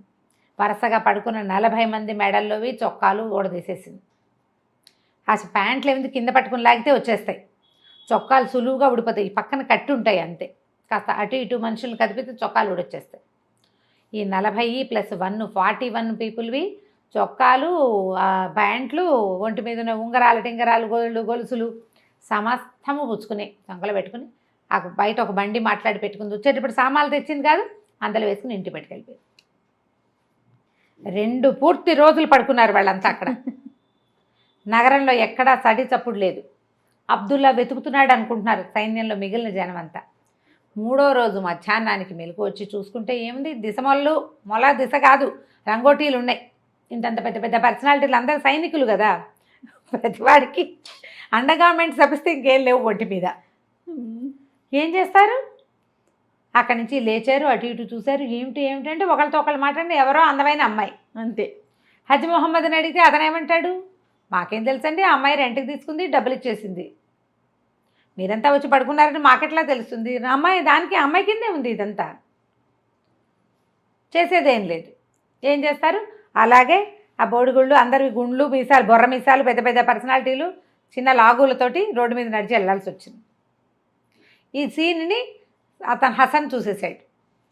ఏమిటి అహ్మద్ భాయ్ నీ సంగతి అని అడిగాడు. అబ్దుల్లా ఏమిటి నీ సంగతి, ఇలా ఉన్నావు, ఇలా అయ్యింది ఏమిటంటే, నేను ఇలా మోసపోయాను అని చెప్పేశారు కల్లా. సరే ఇంకేం చేస్తారు, మళ్ళీ ఖలీఫా దగ్గరికి వెళ్తే ఖలీఫా ఏమన్నాడంటే, హసన్ నువ్వు పట్టుకోవాలి ఇవన్నీ అంటే. ఈయనేం చెప్పాడంటే, హసన్ చెప్పిన మాట ఈ దీంతో ఎండ్ చేసేద్దాం కథని. ఈ ముసలావిడ దొంగతనం కోసం దొంగతనం చేయలే, దొబ్బేయటం కాదు, తన తెలివితేటలు చూపించాలని చూస్తుంది. 40 మందిని వలువులూడ్చి అక్కడ పడుకోబెట్టింది. వాళ్ళ వస్తువులు తీసుకెళ్ళదు కానీ ఆవిడకి డబ్బు అవసరం లేదు. వీళ్ళని మోసం చేసిన అమ్మాయి ఒంటి మీద నగలు, మనిషి బాగుంది అంటే ఏదో తమ తెలివిని ప్రూవ్ చేసుకోవడానికి చేస్తున్నారు ప్లాన్డ్గా. అయితే వాళ్ళు పట్టుకెళ్ళిన సొమ్మంతా మీకు అప్పచెప్తే వాళ్ళని మీరు శిక్షించను అంటే కనుక నేను పట్టుకొస్తానన్నాడు. ఖలీఫా ఒప్పుకున్నాడు, ఆజ్ఞాపత్రం రాసిచ్చాడు, అధికార పత్రం. దొంగిలించిన సొమ్ము మొత్తము అప్పచెప్పినట్లయితే శిక్షించము అని. అబ్దుల్లా నుంచి హసన్కి బదిలీ అయింది ఈ పని. ఆ అబ్దుల్లా పేరు అబ్దుల్లా కాదు, అహ్మద్ కాబోలు. నేను ఎంతసేపు ఏదో కన్ఫ్యూజ్ అవుతున్నాను అనమాట. అయినా అబ్దుల్లా అని పెట్టుకున్నాం, ఆయన పేరు అంతే అంతే. హసన్కి అప్పచెప్పారు. హసన్ ఏం చెప్పాడంటే, ఈవిడ ధనలోభంతో దొంగతనం కోసం దొంగతనం కాదు, ఇది తెలివిగా చేస్తోంది, నాకు అర్థమైంది, నేను పట్టుకొస్తాను. కాకపోతే ఆమె తను దొంగిలించిన సరుకంతా ఇచ్చేసే పక్షంలో ఏలిన వారు ఆమెను ఏం చేయకూడదు అని ఒప్పించాడు. ఖలీఫా అలాగని కాగితం రాసి ఓ ముద్ర వేసి ఎట్లా పెట్టారు. అక్కడి నుంచి ఇతను ఏం చేశాడంటే, చక్కగా వెళ్ళి దిలైలా వాళ్ళ ఇంటికి వెళ్ళి తలుపు కొట్టాడు. తలుపు కొట్టేసరికల్లా జీనాబ్ తలుపు తీసింది. మేముందా అని అడిగేసరికల్లా అప్పుడు దిలైలా కనపడింది. నువ్వు నాకు అర్థమైంది, నువ్వేనని నేను తెలుసుకున్నాను అని చెప్పేసరికల్లా చెప్తే ఈవిడేమంది, నా తెలివితేటలకు గుర్తింపు కోసమే చేశాను ఇది, నేనేం దొంగతనం కాదు, తెలివితేటల గుర్తింపు కోసమే చేశానంటే. ఇతను ఏమన్నాడంటే, నేను ఏలిన వారి దగ్గర మాట తీసుకున్నా, నువ్వు దొంగిలిచ్చిన సామానంతా ఇచ్చేసి నీకే శిక్ష పడదు, ఖలీఫా ముందు నిన్ను హాజరుపరుస్తాను అని చెప్పాడు. హసన్ తెలివైన వాడు, అతను ఊహించాడు ఇలాంటి పనులు చేయగలిగే వాళ్ళు ఎవరికి ఈ ఊళ్ళో ఉన్న అన్ని ఆనుపానులు తెలుస్తాయి, ఏ ఇంట్లో ఒక తల్లి కూతురు ఉన్నారు గెస్ చేశాడు. అవన్నీ ఆలోచించి ఇక్కడ అవకాశం ఉంది, ఎందుకంటే వీళ్ళు సంవత్సరాల పాటు ఖలీఫా సొమ్ము, రాజ్యం సొమ్ము తిన్నవాళ్ళు. ఈ పావురాల టపా తీసేయంగానే వీళ్ళని ఆ దివాణం ఖాళీ చేయించేశారు, వీళ్ళు బయటికి వెళ్ళిపోవాల్సి వచ్చింది. వీళ్ళే అయి ఉంటారని ఊహించాడనమాట. వీళ్ళు చెప్పిన ముసల్దాని పోలిక, యంగ్స్టర్ పోలిక అన్నీ వీళ్ళకి టచ్ అవుతున్నాయి. వాడు దొంగ కదా హసన్, అతనికి తెలుసు. సరే దాంతో ఈవిడ సరేనని ఒప్పుకుంది. అయితే నువ్వు మొత్తం సామాన్లన్నీ గుర్రాల మీద గాడిదల మీద వేయించారు, దోచుకున్నవన్నీ. మళ్ళీ ఒకటి దగ్గర గుర్రం తెచ్చేసింది, ఒక దగ్గర గాడిద తెచ్చేసింది కదా, అవి కూడా పట్టుకుపోయారు. మొత్తం సామాన్లన్నీ వచ్చినాయి అంటే దిలైలా చెప్పింది, మొత్తం వచ్చేసినాయి, ఈ 41 సైనికుల దుస్తులు మాత్రం నేను తీసుకురాలేదు, అవి నాకు సంబంధం లేదని. హసన్కి నవ్వచ్చు, అవునులే అది వేరే వాళ్ళ పని, నీ పని కాదు, ఆయన తెలిసింది కూతురు చేసింది కదా. సరే దిలైలా అని తీసుకెళ్ళేసరికి ఆమెను చూడంగానే ఖలీఫాకి బోల్డ్ అంత కోపం వచ్చింది. అయ్యో, ఆగ్రహోదగ్రుడైపోయాడు. ఇంత వెధవ పని చేస్తావా అని పోటాడాడు. దీన్ని ఉరిదీయండి అన్నాడు. అనగానే హసన్ వెంటనే కాగితం, మహాప్రభు మీరు ఇది ఇచ్చారు కాగితం అనేసరికల్లా కొంచెం ఆగాడు ఆయన. ఏం చెప్పుకుంటావు, నీ సమాధానం ఏమిటి, సంజాయిషి ఏమిటి అని అడిగితే, ప్రభు పావురాల టపా మా దగ్గర నుంచి తీసేసుకున్నారు, నిజానికి దివాణం నా భర్త పేరు మీద ఉన్న పావురాలని మేపింది, వాటికి నేర్పింది నేను, నా కూతురు. అతను లేకపోయినా ఆ దివాణాన్ని మేము నడపగలం. ఆయనకి ఆ ఉద్యోగం ఉంది కానీ ఆయన చేసిందే లేదు, ఆయన వచ్చి మీ దగ్గర నుంచి వార్తలు తీసుకున్నాడు అంతే. ఆ వార్తలు పంపించింది, మళ్ళీ వెనక్కి సమాధానాలు రాబట్టింది, ఎవరి పేరు మీద వాళ్ళ సమాధానాన్ని వెనక్కి పంపింది, ఆ పనంతా మేమే చేసేవాళ్ళం. బాగా చేయి తిరిగి ఉన్నదాన్ని నేను. మా నుంచి ఆ పని తీసేసుకోవటం వల్ల నేను నా తెలివితేటలు మీకు చూపించాలనుకున్నా. పైగా మీరు 2 దొంగలకి కొత్వాల్ పదవి ఇచ్చారు, వాళ్ళకంటే మేమేం తీసిపోయాం ఆడవాళ్ళమైతే మాత్రం అని అడిగేసరికల్లా సరే ఇందులో ఉంది ఎంత ట్రిక్కు, ఎంత సింపుల్గా కన్ను కప్పేసి ఎవరిదైనా. ఈ పావురాల టపా అనేది ఏంటంటే మనిషికి పొలకువ లేకుండా చేసే పని. రహస్య వార్తలు పంపించాలి. ఆ పావురానికి కట్టే కాగితం ఎవ్వరికీ కనపడకూడదు. అదంతా మంచి ట్రిక్స్తో చేసే పని. పావురాళ్ళకి తర్ఫీదు ఇవ్వటం, ఏదైనా ప్రమాదం ఉంటే పావురాయి రాదక్కడికి, అవన్నీ నేర్పాలి దానికి. ఓహో. మరి ఈ మనిషిని గుర్తించటం, మాట్లాడటం, అర్థం చేసుకోవటం, అవన్నీ చెప్పాలి కదా. ఆ టపాకి ఆ వార్తలు పంపాలంటే అది కావాలి. అవన్నీ ట్రిక్కులు ఈవిడికి ఉన్నాయని సరేనని మొత్తం పావురాల దివాణాన్ని దిలైలాకి అప్పచెప్పడానికి ఖలీఫా ఒప్పుకున్నాడు. 40 మంది నీగ్రో బానిసలు, 40 వేట కుక్కల్ని ఇచ్చాడు. ఈవిడేం చేసింది, చక్కగా మళ్ళీ దివాణంలో తమ సామాన్లన్నీ దివాణానికి మార్చుకున్నారు. వీళ్ళందరికీ ఎర్రటి జలతార దుస్తులు కుట్టించిందిట. వాళ్ళు అని తెలిసేందుకు యూనిఫామ్ కుట్టించింది. అక్కడి నుంచి రోజు మగవాళ్ళ దుస్తులు వేసుకుని చక్కగా ఒక బంగారు టోపీ పైన వెండి పావురపు బొమ్మ ఉన్న బంగారు టోపీ పట్టుకుని గుర్రం మీద వెళ్ళి కోటకెళ్ళి వార్తలన్నీ సేకరించేది. ఎవరెవరికి పంపించాలంటున్నారో అవన్నీ సేకరించుకుని వార్తలన్నీ పుచ్చుకుని ఇంటికి వచ్చేది. సాయంకాలం ఈ ఏర్పాటు చేసేవాళ్ళు తల్లి పిల్ల కలిసి. మంచి తెలివైన వారు. నడుస్తోంది.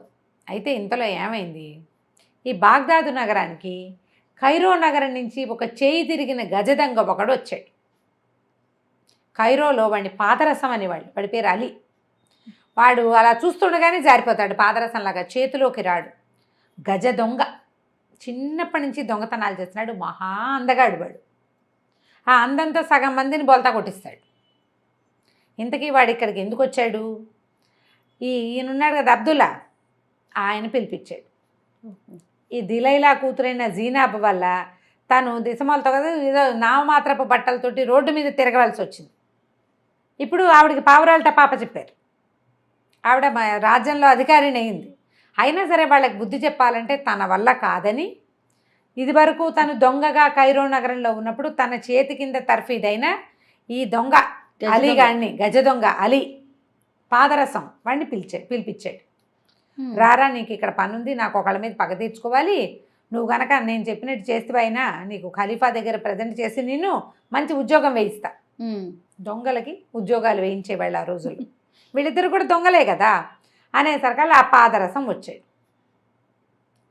కైరో నుంచి బాగ్దాద్ వచ్చాడు. అయితే ఈ అబ్దుల్లా వాళ్ళ ఇంట్లోనే ఉన్నాడు. ఈయన ఏం చెప్పాడంటే 10 రోజులు నువ్వు బయటికి వెళ్ళొద్దు, ఇంట్లోనే ఉండమన్నాడు. 2 రోజులు ఉన్నాడు మనవాడు. అదేదో ఖైదులా అనిపించడం మొదలెట్టింది. వాడికి తిరిగే కాలు, తిట్టే నోరు ఊరుకోవు అవి 2.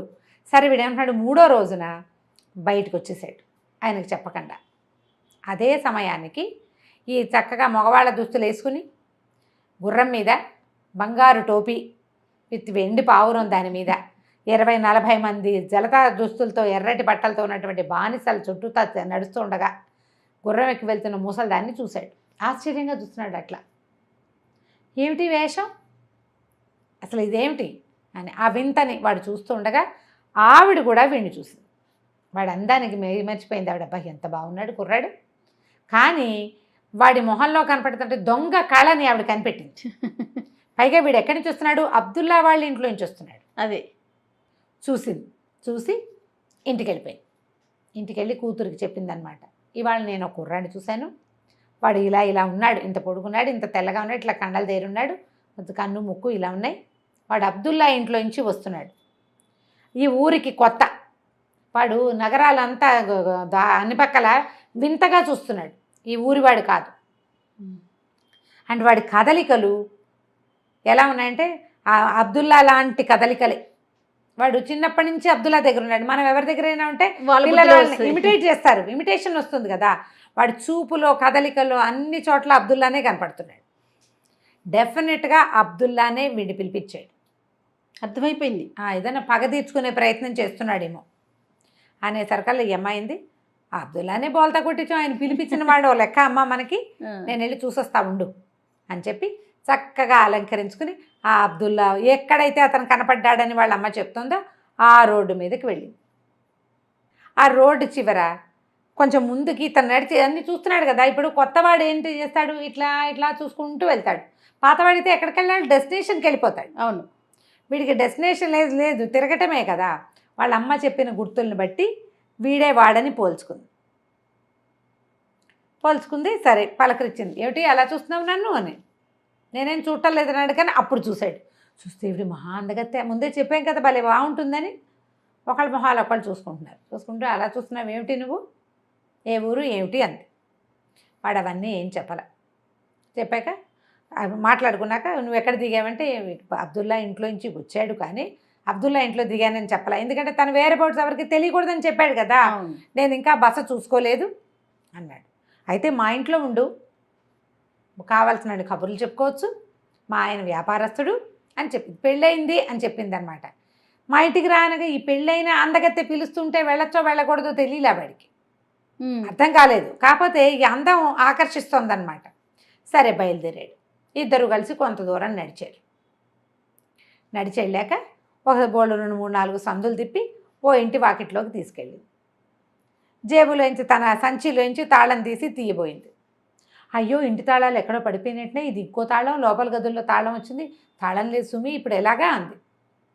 అనేసరికల్లా ఇతనికి అర్థం కాల. ఆ ఇల్లు ఎవరిదో, ఒక వ్యాపారస్తుడిది. ఆయన రోజు పొద్దున ఇల్లు తాళం వేసుకుని వెళ్తాడు. ఈ అమ్మాయికి తెలుసు.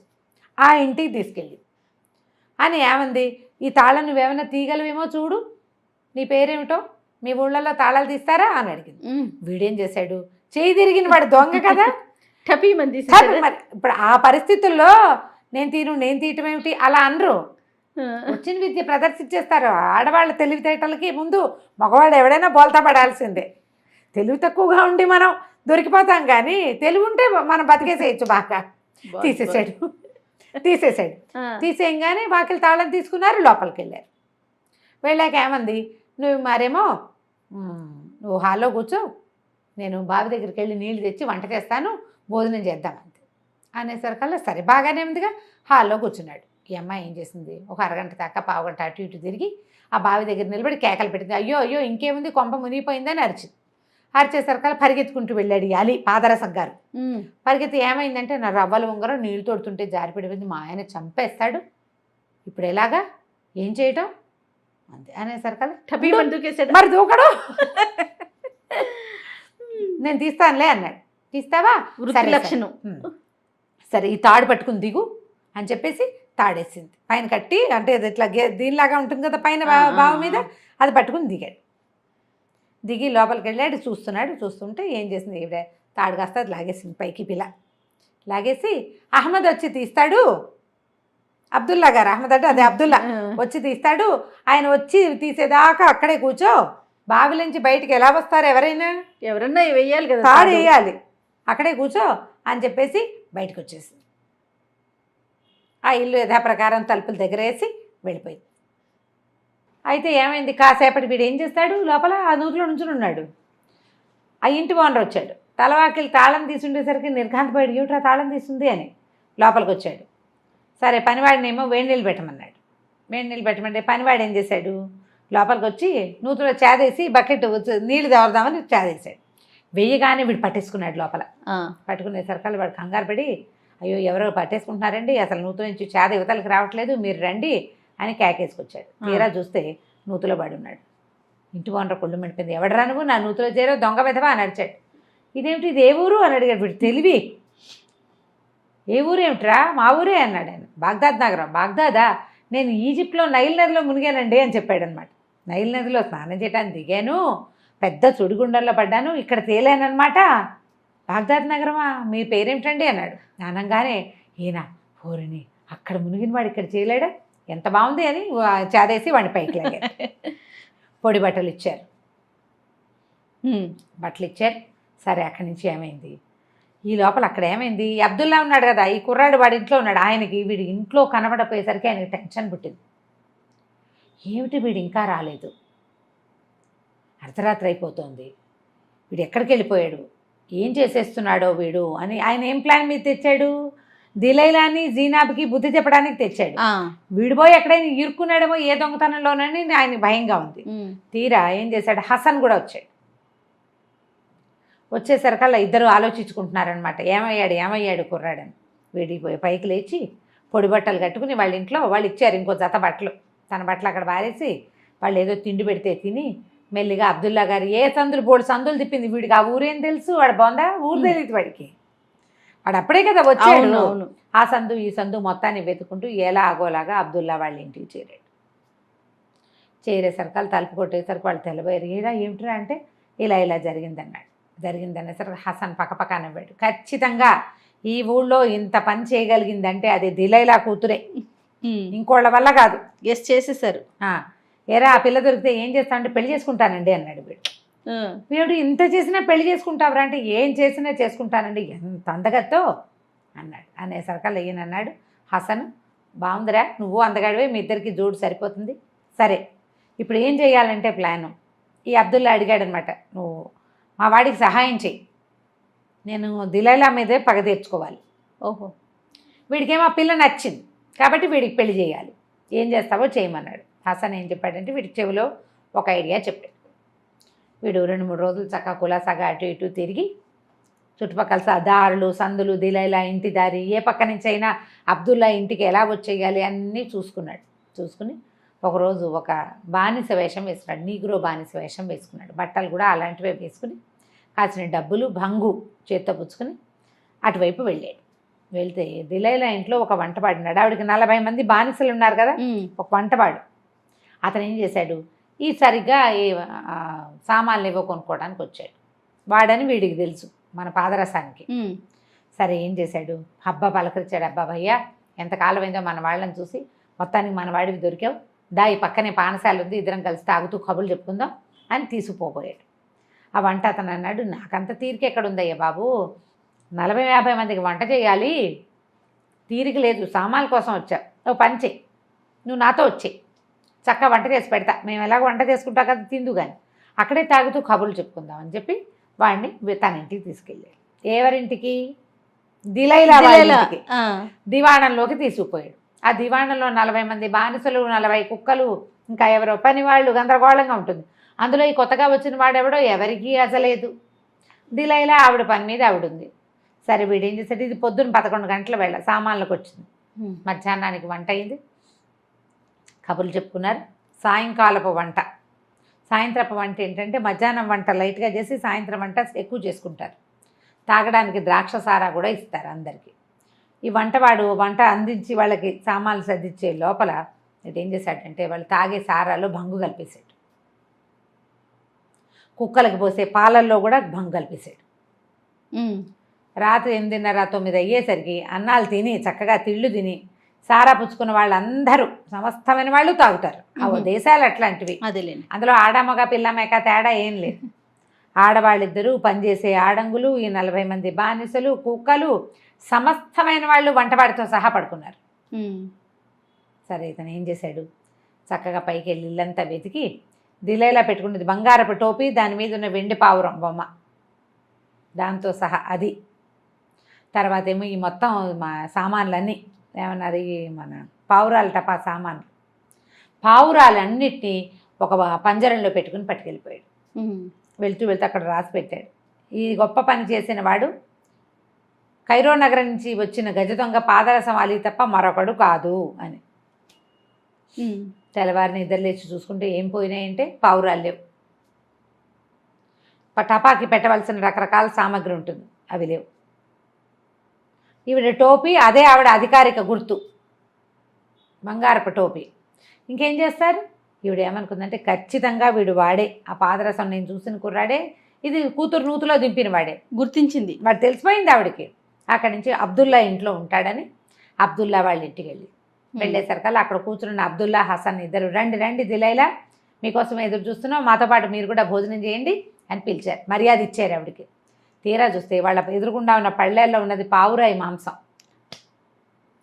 ఆవిడకి గుండె గుభేల్మంది, ఎంత చేసినా ఇంత చేయకూడదు కదా, నా మీద పగ తీర్చుకోవాలంటే ఖలీఫా వస్తువుని ఇలా భోజనం చేయొచ్చా మనం, దొంగలకు కూడా ఒక న్యాయం ఉండాలి, ఎంత దొంగ అయినా ఒక నీతి ఉండాలి కదా అనేసరికి హసన్ వెంటనే ఆవిడ అనునయించాడు, ఖలీఫా సామాన్లన్నీ ప్రశాంతంగా ఉన్నాయి, ఏమీ ఇబ్బంది లేదు, ఇది మేము వేరే చోట నుంచి తెప్పించాం, మిమ్మల్ని భయపెట్టడానికి చేసిన పనే కానీ ఇవి కాదు, మీ పావురాలు సేఫ్గా ఉన్నాయి అని ఆ పాదరసాన్ని పిలిచి పరిచయం చేశారు.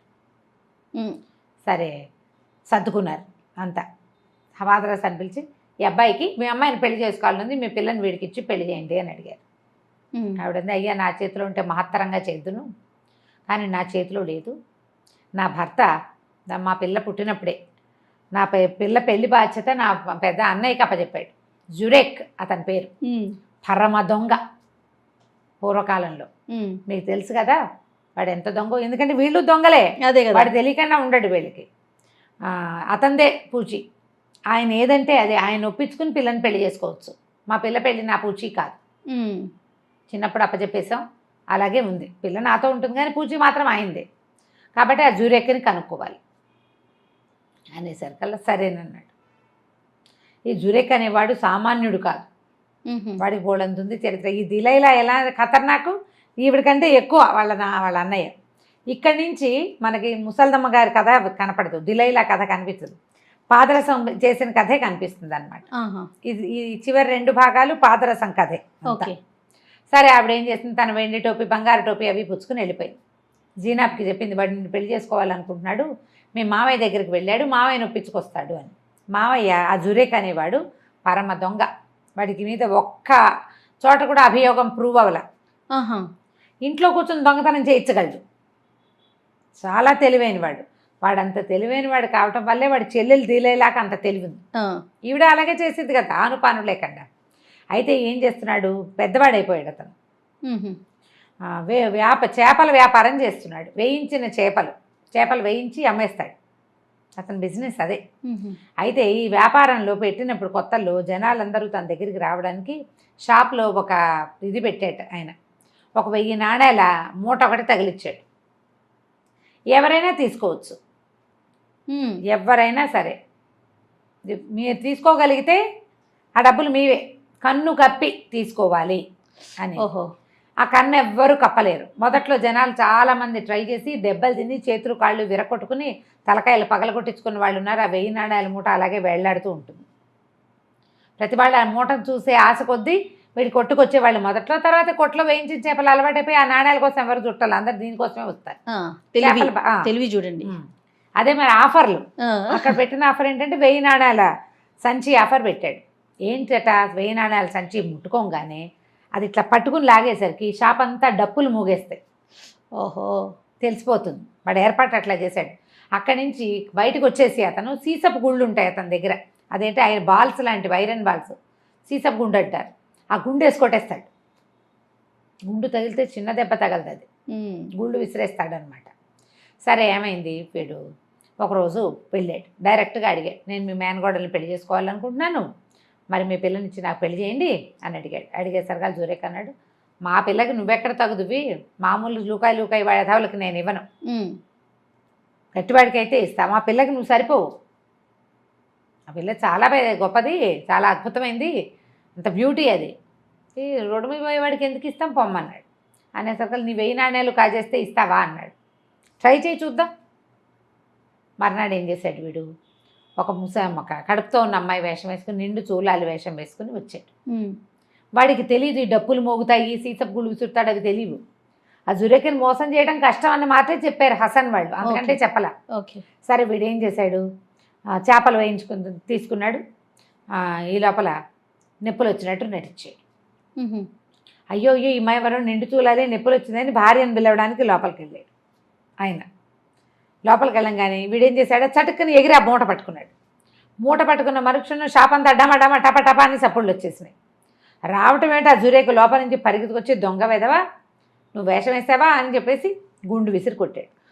కొట్టేసరికల్లా వీడు పరిగెత్తాడు, తను పట్టుబడిపోయానని పాదరసం పరిగెత్తేశాడు. ఈ గుండు తగిలేసరికల్లా ఢామని పడ్డాడు. చుట్టుపక్కల జనాలంతా చూశారు, నిండు చూలాలని గుండు పెట్టి కొట్టాడు వీడు అని. లేచి సర్దుకుని వాడు లేచి వెళ్ళిపోయాడు. గట్టిగా తగిలింది దెబ్బ, నడువుకు తగిలేసింది. ఈ చుట్టుపక్కల జనాలంతా చూలాలని కొడతావా, అసలు పుట్టగతులు ఉంటాయా నీకు అని తిట్టిపోశారు. ఇలాంటివి చాలా చూసాం, పోపండి అని వెళ్ళిపోయాడు. ఆ దెబ్బ తగ్గాక కాస్త 4 రోజులు ఆగి మళ్ళీ వచ్చాడు. వాడు ఊరుకోవట్లేదన్నమాట, చెయ్యాలి ఏదో ఒకటి. రెండోసారి ఏం చేశాడు, ఓ బానిస వేషం వేసుకొచ్చాడు, పనివాల్సి వాడి వేషం. మళ్ళీ అది లాగబోయాడు. మళ్ళా డప్పులు మోగినాయి, మళ్ళీ సీసపు గుండు విసిరాడు. ఈసారి వీడు తప్పించుకున్నాడు. ఫస్ట్ టైం దెబ్బ తగిలింది కదా, ఏమైంది, అయితే ఎవరో ఒక పెరుక్కుండ ఒకటి మోసుకెళ్తుంటే ఆ పెరుక్కుండకు తగిలింది. కుండ ఢామని పగిలింది, పెరుగు వాడు తిట్టి పోసాడు. ఆ పెరుగంతా ఎగిరి పక్కన కాజీ గారు వెళ్తుంటే ఆయన మీదంతా పడింది. చుట్టుపక్కల జనాలందరూ తిట్టారు, ఎంతమందిని కొడతావు, ఎంతమందిని ఇబ్బంది పెడతావు, కాజీ గారు నీకు వడ్డిస్తాడు, ఆయన ఏం ఊరుకోడు, ఖలీఫాకి చెప్పి నీ గోడులు ఒడగొట్టిస్తాడు అంటే అది చూస్తానని పోయాడు లోపలికి. గుర్తుపట్టేస్తున్నాడు అనమాట. మళ్ళా ఒక 4 రోజులకి మళ్ళీ వచ్చాడు పాదరసం. మరి వదలటంలో వాడికి ఆ జీనాబు కావాలి. ఈసారి ఏమైంది, మళ్ళీ సీసపు గుండు విసిరాడు. ఈసారి ఆ రోడ్డు మీద పోతున్న ఒక ముసలమ్మకి తగిలింది. అది ఆమెకు అస్సలు చచ్చిపోయింది. అయ్యో, చచ్చిపోయేసరికల్లా మొత్తం ఆ రోడ్డు మీద ఉన్న వాళ్ళంతా వీడి మీద పడ్డారు, ఈ జురేక్ మీద. ఇలా ప్రతివాడికి ఆశ చూపిస్తావు నువ్వు. ఆ వచ్చిన వాడిని ఎలా అంటావు? నువ్వు ఇవి చూపించకూడదు కదా. పైగా సీసపు గుండు పెట్టి కొడతానని వాడికి చెప్పేవా నువ్వు? వాడికి తగలటల్లా ఎవరో ఒకళ్ళు తగులుతోంది అని రాజభట్లు వచ్చేసారు. ఆ డబ్బులు తీస్తావా తీయవా అని అందరూ తెగ తిట్టిపోశారు. ఇంకేం చేస్తాడు ఆయన? గొడవ. అంతకుముందు దెబ్బలు తగిలిన వాళ్ళు మళ్ళీ వచ్చేవాడు కదా. వీడు పట్టుబదలని విక్రమార్కుడు బాబాయ్ కొడుకు పొట వచ్చేస్తున్నాడు. సరే ఏం చేశాడు, విసుగు పుట్టి మూట కూడా తీసేసాడు. తీసేసి ఇంట్లోనే ఓ చోట పూడ్చిపెట్టుకున్నాడు. పూడ్చిపెట్టుకుంటే వాళ్ళ ఆవిడ అడిగింది, ఏమయ్యా ఈ 1000 నాణ్యాల సంగతి తెమిలింది కదా, ఇక కట్టి ఉంచేది లేదు, పిల్లవాడి పుట్టినరోజు వస్తుంది చిన్నపిల్లాడిది. ఆ చిన్న పిల్లాడు ఉన్నాడు ఆయనకి, లేటు వాళ్ళకి అసలు లేటు పెళ్ళిళ్ళు కూడా ఉంటాయి కదా, చిన్న భార్య ఉంది ఆయనకి, పిల్లాడు చిన్నవాడు, పసివాడి పుట్టినరోజు వస్తుంది, పుట్టినరోజు పండగ చేస్తామా ఉంది. ఆయన చూద్దామన్నాడు గట్టిగా. సరే అని చెప్పాల, చూద్దామన్నాడు. సరే ఏమైంది, ఈ జురే వీడికి తెలిసింది పాదరసంకి 1000 తీసేశారు అని. పడుకున్నారు వీళ్ళు ఒక రోజు రాత్రి. వాడేం చేశాడు, జాగ్రత్తగా వీళ్ళ ఇంట్లోకి వచ్చి తవ్వేశాడు. తవ్వాడు. దొంగలకి కొత్తగా ఎక్కడ ఏవి పెట్టారు, జనాలు అసలు డబ్బులు ఎక్కడ దాస్తారు అవన్నీ తెలిసి ఉంటాయి. అయితే ఈయన పడుకున్నాడు జురేకు. ఆయనకు ఒక కల వచ్చింది, ఏదో పక్షిట తను డబ్బులు పెట్టిన చోట గీరుతున్నట్టుగా కల వచ్చింది. వచ్చేసరికల్లా భార్యకి ఏదో పక్షి గీరుతున్నట్టుంది, చూడవే అని కేకేశాడు. ఆవిడంది, నువ్వు డబ్బులు పాతి పెట్టింది సరేలే, డబ్బులు పాతి పెట్టింది సరే, నువ్వు సరైన చోటే పెట్టావు, ఎలాగో మనం కుండలు పెట్టుకునే దాని కిందే కదా పెట్టావు, కాబట్టి ఏం పర్వాలేదులే పడుకోబోయా అని. లోపలికి వచ్చిన వీడు పాదరసం కుండలు పెట్టిన దాని పక్కన తవ్వాడు అనేది తెలిసిపోయింది వాడికి. వాడు ఏం చేశాడు, తవ్వేసి తీసేసుకుని ఏం చేశాడు, వీళ్ళ ఇంట్లో నుంచి బయటకు వెళ్ళకుండా పక్క మీద నుంచి ఆ పక్క మీద నుంచి దాటుకుని వెళ్ళిపోయాడు. ఎట్లయితే తీసుకున్నాడు తీసేసాడు. 1000 తీసుకోవాలి, 1000 మూట. అక్కడి నుంచి ఈయనకి మెలకు వచ్చి ఎందుకు నాకు అట్లా వచ్చిందని చూస్తే డబ్బులు లేవు. అమ్మా వీడే వచ్చాడు, వీడు అబ్దుల్లా ఇంట్లో ఉన్నాడు, అవన్నీ విషయాలు తెలిసిపోయినాయి. చకచక ఏం చేశాడు, కుర్రాడేమో ఒక మాదిరిగా వెళ్ళాడు. వాడికి ధైర్యంగా తన పని అయిపోయింది కదా, వాడు పారిపోవాలా, తాపీగా వెళ్ళిపోయాడు. ఈయన ఏం చేశాడు, ఒక్క పరుగున తన ఇంటి నుంచి అబ్దుల్లాకి వెళ్ళే సులువైన మార్గం తెలుసు వాడికి. జురేక్ దొంగ కదా, వీడేమో ఈ ఊరి దొంగ, లోకల్. వాడు లోకల్ కాదు, వాడు నిదానంగా వెళ్తున్నాడు. సరే ఈయన ఏం చేశాడు, చకచక వెళ్ళిపోయి అబ్దుల్లా వాళ్ళ ఇంట్లోపలికి ప్రవేశించి వాకిల దగ్గరే కూర్చున్నాడు. ఈ జురేక్ పాదరసం ఏం చేశాడు, అబ్దుల్లా ఇంటికి వెళ్ళి తలుపు కొట్టాడు. ఈయన వెంటనే వీడు కొంచెం నిద్ర గొంతుతోటి, ఏంట్రా పాదరసం వెళ్ళిన పని అయిందా అని అడిగేసరికల్లా నిద్రపోయే గొంతులు అందరి గొంతులు ఒకేలా ఉంటాయి. అయ్యింది బాబా అని చెప్పాడు వీడు. ఏం చేసుకొచ్చావు అంటే 1000 నాణ్యాలు తెచ్చేశా అన్నాడు. ఇందులో పెట్టు అని ఒక తట్టని తలుపు కింద నుంచి జరిపాడు. వాడేముంది, అబ్దుల్లా అడుగుతున్నాడని అక్కడ పెట్టాడు. దొంగల పద్ధతులు అవి. ఆ మూట లోపలికి వెళ్ళిపోయింది. 10 నిమిషాలైనా తలుపు తీయలే. వీడికి డౌట్ వచ్చింది, ఏమైంది వీడు తీయట్లేదు ఏంట్రా, తలుపు తీయట్లేదు. సరే చూసేసరికల్లా ఈయన ఏం చేశాడు, లోపలికి ఎలా వచ్చాడో అలాగే ఆ మూట పుచ్చుకుని జురేక్ పారిపోయాడు, తన ఇంటికి వెళ్ళిపోయాడు. వీడికి అర్థమైంది అబ్దుల్లా కాదు అని. అంటే జురేక్ వచ్చాడనమాట. మళ్ళీ వాళ్ళ ఇంటికి వెళ్ళాడు. ఈసారి ఏం చేశాడు, ఈసారి జురేక్ తాపీగా వెళ్ళాడు. అతను పరిగెత్తుకుంటూ వెళ్ళాలి, తన డబ్బులు తనకు లభించినాయి కదా. వీడు జురేక్ అనుసరించినటువంటి చిన్న మార్గాన్ని అనుసరించి జురేక్ వాళ్ళ ఇంట్లోకి ప్రవేశించేశాడు. ప్రవేశించి చిన్న పిల్లాడు ఉన్నాడు కదా, పిల్లాడిని ఒక తట్టలో పెట్టుకున్నాడు. తట్టలో పెట్టుకుని జురేక్ వాళ్ళ ఆవిడ్ని మూతి కట్టేశాడు, ఆవిడ్ని మంచానికి కట్టేశాడు. తలుపు దగ్గర కూర్చున్నాడు. ఆయన తలుపు కొట్టాడు. కొట్టంగానే జురేక్ భారీ గొంతుతో, నిద్రపోయిన ఆడవాళ్ళ గొంతు, ఏం చేసుకొచ్చావు అని అడిగింది.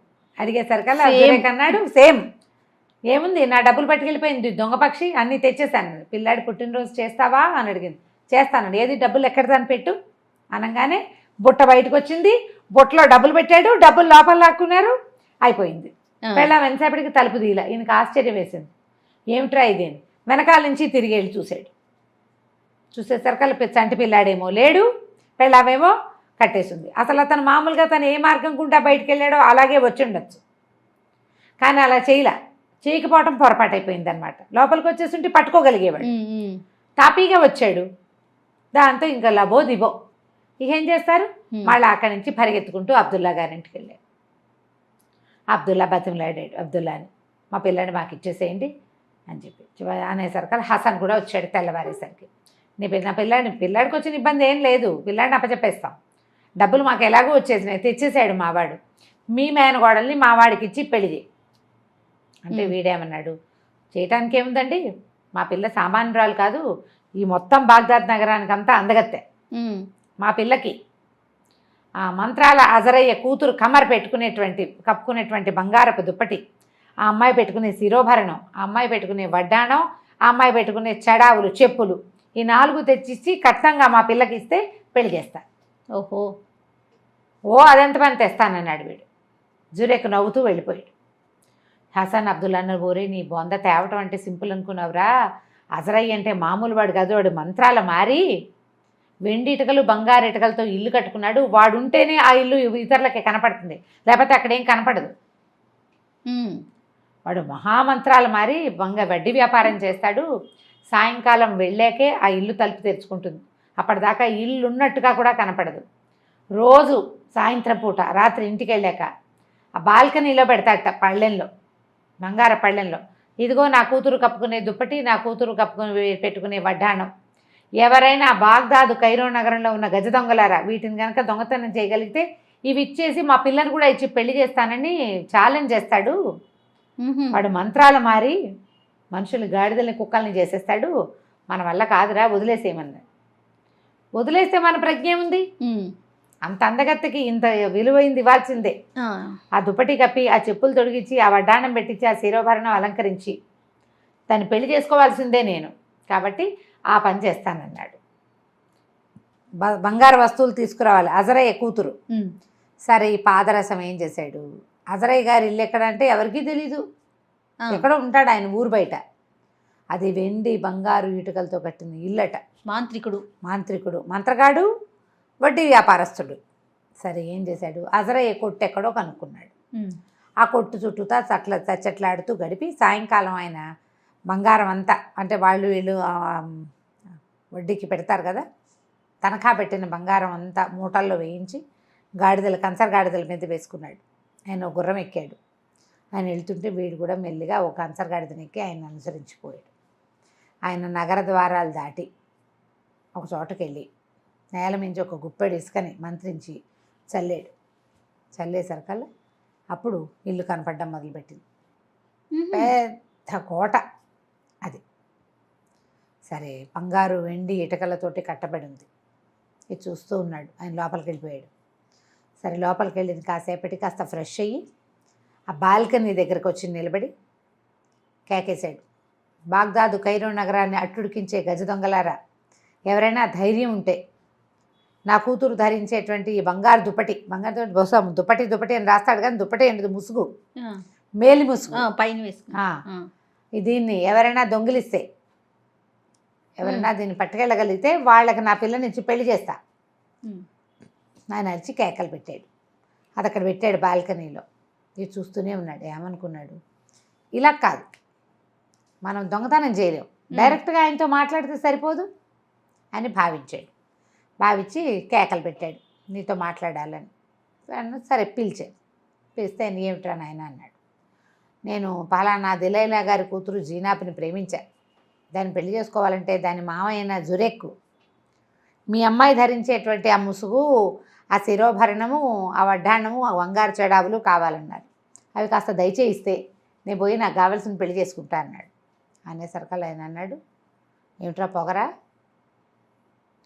నేను పెట్టింది ఏమిటి, ఇవి దొంగిలిచ్చిన వాడికి నా పిల్లని ఇస్తానని, అంతేగాని ఎవడికి కావాలంటే వాడికి ఇస్తానన్నాను నేను, పోపో అవేం కుదరదన్నాడు. అనేసరికల్లా వెళ్ళిపోయాడు. మళ్ళీ రెండో రోజు సాయంత్రం మళ్ళీ ఆయన వచ్చాడు, మంత్రించిన ఇసుక చల్లాడు. వీడు పాదరసం కూడా ఆయన వెనకాలే వెళ్ళాడు.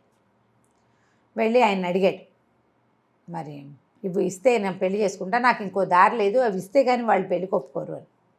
ఆయన ఒప్పుకోవాలి, వెళ్ళిపోమన్నాడు. అయితే ఇతను ఏం చేశాడంటే, ఒక యుద్ధం చేస్తాను నీతోటని మీద పడ్డాడు కొట్టడానికి. ఆయన 2 దెబ్బలు తీశాడు, బయట విసిరేశారు. మళ్ళీ వచ్చాడు మూడో రోజు, వాడు వదలటలా. మూడో రోజు ఆయన ఏం చేశాడు, గాడిదగా మార్చేశాడు వీడు. ఈ కూతురు, ఆయన కూతురు కమర్, అమ్మాయి కూడా అందగత్తే. వాళ్ళ నాన్న తాలూకు ఇవన్నీ దానికి తెలుసు. అది రోజు ఓ కుర్రాడు పదే పదే రావడం గమనిస్తున్నది. వాడు పైగా అందంగా హ్యాండ్సమ్గా ఉంటాడు. చిన్న వయసు 16-18 ఏళ్ల పిల్లలకి ఆ హ్యాండ్సమ్ అబ్బాయి అంటే ఏమిటని ఉత్సాహంగా చూస్తారు. ఎవరు వచ్చారు నాన్నతో మాట్లాడి చూస్తారు కదా. అయితే దానికి తెలిసింది ఈ వస్తువుల కోసం వీడు అడుగుతున్నాడు అని. మూడో రోజు గాడిద కింద మార్చేశాడు. మార్చేసి సామాన్లు వేసుకుని కొట్టు తీసిపోయాడు. ఆ గాడిద రూపంలోనే వాడు అక్కడే పడి ఉన్నాడు. అక్కడే ఉన్నాడు. ఉండేసరికి ఏం చేయాలి, మూడో రోజు సాయంత్రం మళ్ళీ ఇంటికి తీసుకొచ్చి మంత్రించిన ఇసుక జల్లి వాడిని మనిషిని చేశాడు. ఏరా అబ్బాయి, వెళ్ళిపో నువ్వు ఇక్కడి నుంచి, నా వస్తువులు అయితే నేను ఇవ్వను అనేసరికల్లా వీడన్నాడు, నువ్వు ఏం చేసినా సరే అని మళ్ళీ కలబడబోయాడు. అవి కావాల్సిందే, లేనిదే ఆ అమ్మాయికి కుదరదు. ఆయన ఏమన్నాడంటే, ఇలా ప్రమాదకరమైనది పెట్టిన వాళ్ళని ఎట్లా నమ్ముతావురా నువ్వు, వాళ్ళు నీ మీదే ప్రేమ కలిగిన వాళ్ళు కాదు, వీళ్ళని నమ్మకూడదు. ప్రమాదకరమైన వస్తువులు తెమ్మని చెప్పారంటే వాళ్ళకి నువ్వు తేకూడదని ఉంది. మెయిన్ పాయింట్ అది.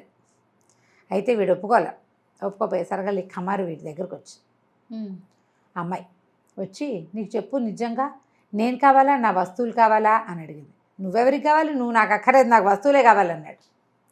అనేసరికల్లా ఆశ్చర్యపోయింది. ఏం చేసుకుంటావు, నువ్వు మగవాడివి కదా, దుప్పటి కప్పుకోలేవు, శిరోభరణం ఆడవాళ్ళు పెట్టుకునేది నువ్వు పెట్టుకోలేవు, పాపిడి పెళ్ళి అనమాట అది.